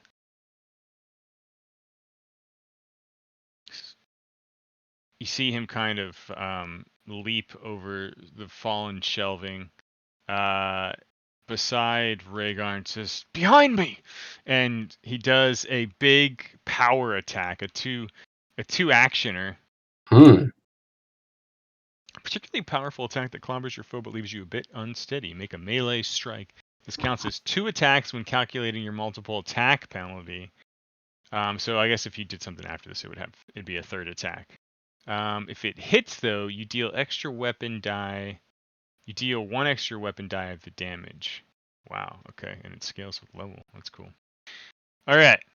So greatsword strike. 16 just barely fucking hits. And it's a D12 plus a D12. Can I add an extra damage? Oh yeah, circumstance. So plus 1d12. Boom. Damn. 21 fucking damage. He just destroys this thing. That's it for him. I'm gonna reroll my character and become him. Yeah. Sorry, I'm trying to figure out. So dramatic. This is like that scene in Kung Power. It zooms in, and then it does it again. This feels like the end of The Hunt. When you're like getting all the score. Why won't it let me say done? There we go. Jesus, sorry. I am going to. That is cool. Okay, Pitch, you're up.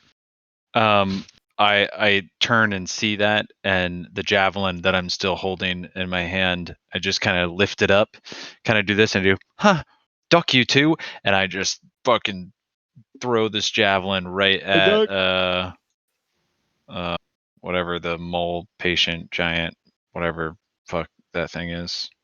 Okay. Oh, cool.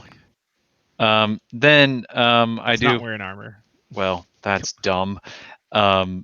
Maybe it hits the mound of earth in front of it, and then I set, my hand begins to arc,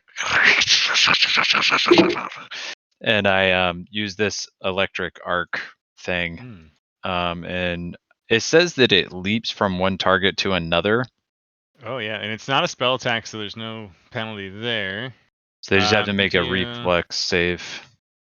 DC 17. One target to another, you deal electricity. Yeah, okay. The range... Oh, so the target's 1 or 2 creatures, range 30 feet. Yeah, so it can easily jump from the 2. So it starts with the one to the north, the patient one? Yep. Okay. He is going to save and definitely saves. Mm-hmm. And then this one also saves.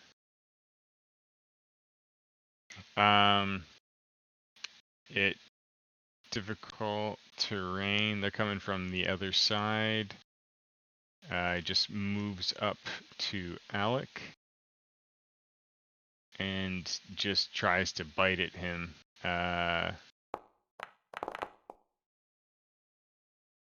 Connects. 4 damage. And then once more tries to bite him. Oops. Critically fails. Alec uses his reaction to murder it. How do I clear? I'm just gonna clear all the targets. I don't need it for this. To murder it. Actually, 27. That might be a crit. That is definitely a crit. Nice. What is that? Double damage? I'm just gonna re-roll. Actually, yeah, fuck it. I'm just gonna. Yeah, it's.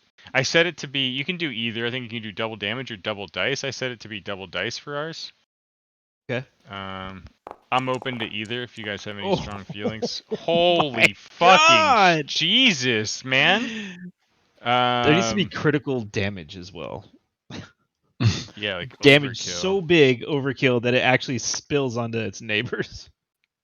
Good God. All right. Well, one more rat comes in and tries to bite.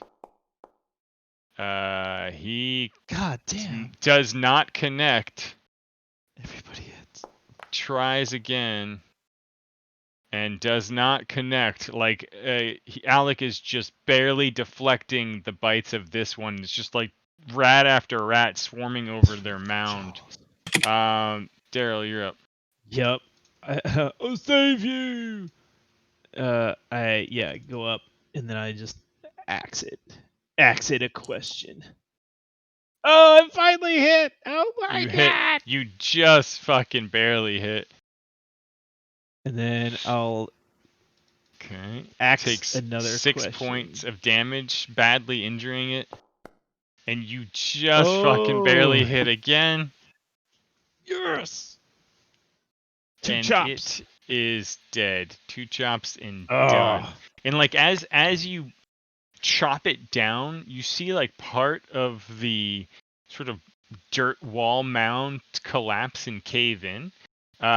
And as like the dirt settles, you see like a boot of a leg, as if someone was inside this little rat hovel on the other side, and there's clearly a body there. We should probably dig that up. Maybe that's our navigator. Can I just grab that boot and just pull on the leg and try to drag the body up? Why don't you, Alec and Rhaegar, whoever's participating, make an athletics check? Oh, I'm definitely not helping. I am not helping at all. Ooh, glass dice. Okay. Well, between Alec and Rhaegar, you guys, you're still kind of pulling your axe out of like the giant dead rat skull, and these two step in and pull. And it looks to be why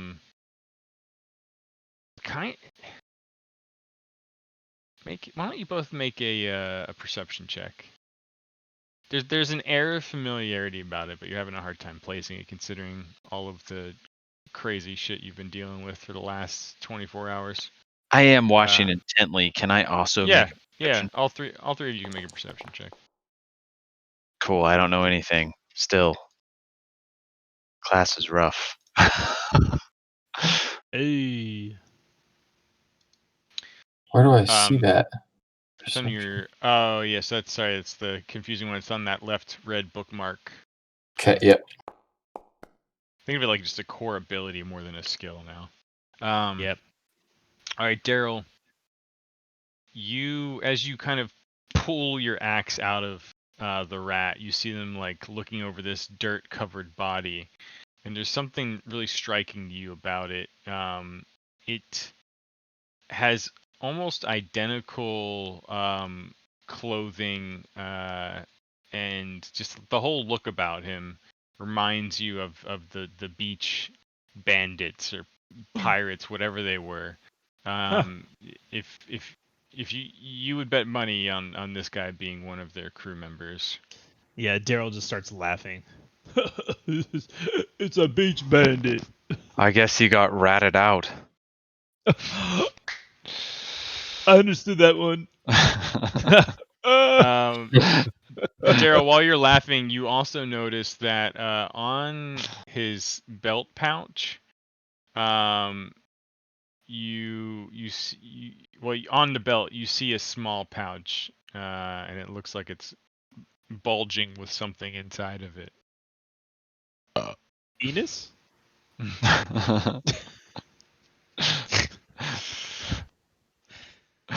I collect the gold. Okay, hold on. Not secretively. I'm not thieving it. There's no gold that you can see, but Oh. it does have. It is a penis. Two healing potions. Oh my I gosh. take one. Yeah. Shit.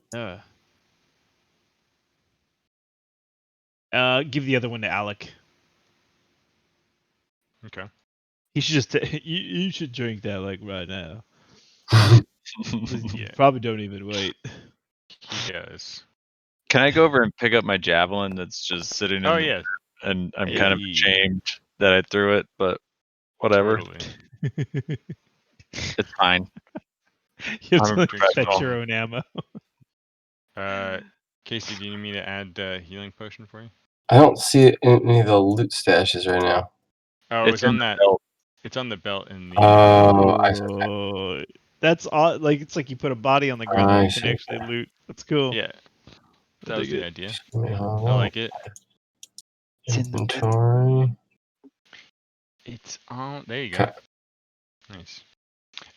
So Alec once again wipes his blade clean. Says, "We work pretty well together. You know, I didn't. If I'm being honest, I thought I'd be camped out here, slowly picking this place apart for months, but perhaps we can find my family's lost secret and your lost navigator friend before any of us gets more than we bargained for," he says, looking down at the dead rats. We can pause here.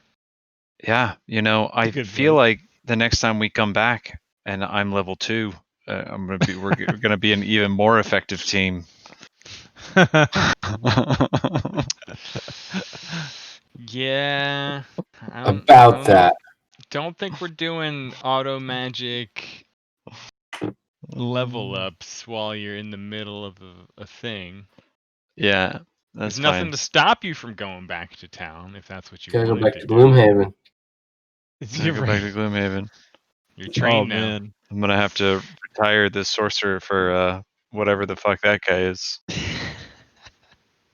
Maybe I'll be able to hit things with more than telekinesis. Hey, that was a lot of fun. I'm still wondering about like the alchemist. It's like I just hit things with a battle axe and a shield. Like I'm more fighter than anything. I'm a fighter that does drugs. I remember on the beach though, you did like some crazy AoE shit a lot. Oh yeah, I guess that's true. Wait, didn't you want to go? Weren't you going to go like alchemist or something? Was that what this game? It is an alchemist. Yeah.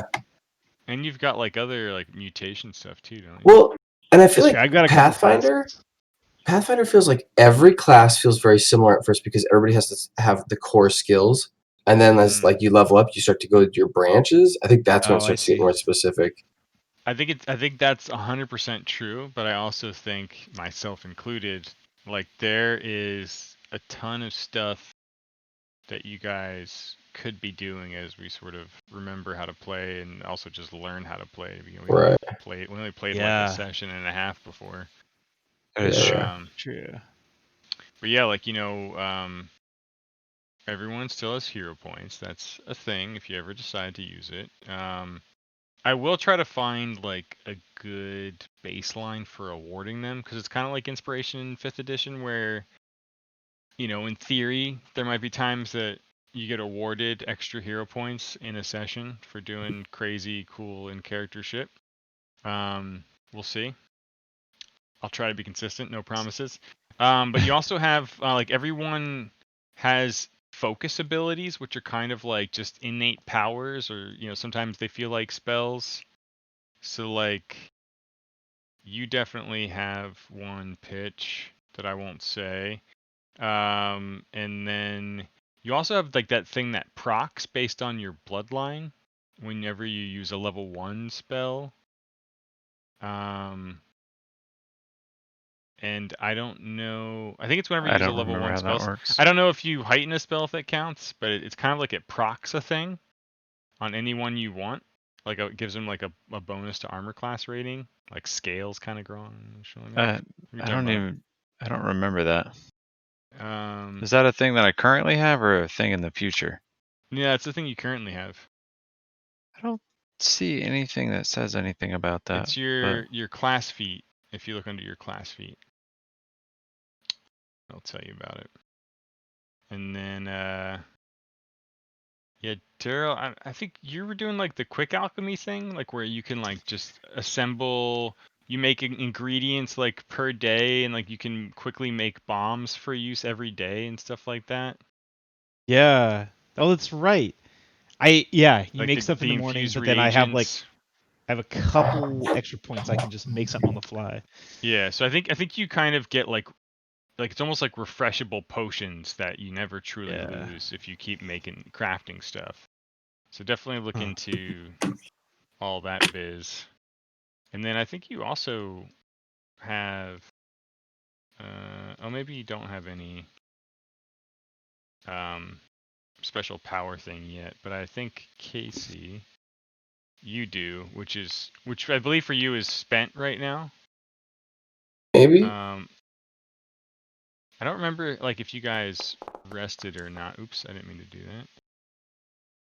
Yeah, I don't know if we did either. We'll just say everything on the sheets are accurate as is for now. That's fine. You might have. Oh no, it is spent. You're missing your focus point. Okay. Yeah, I think it's just. Yeah.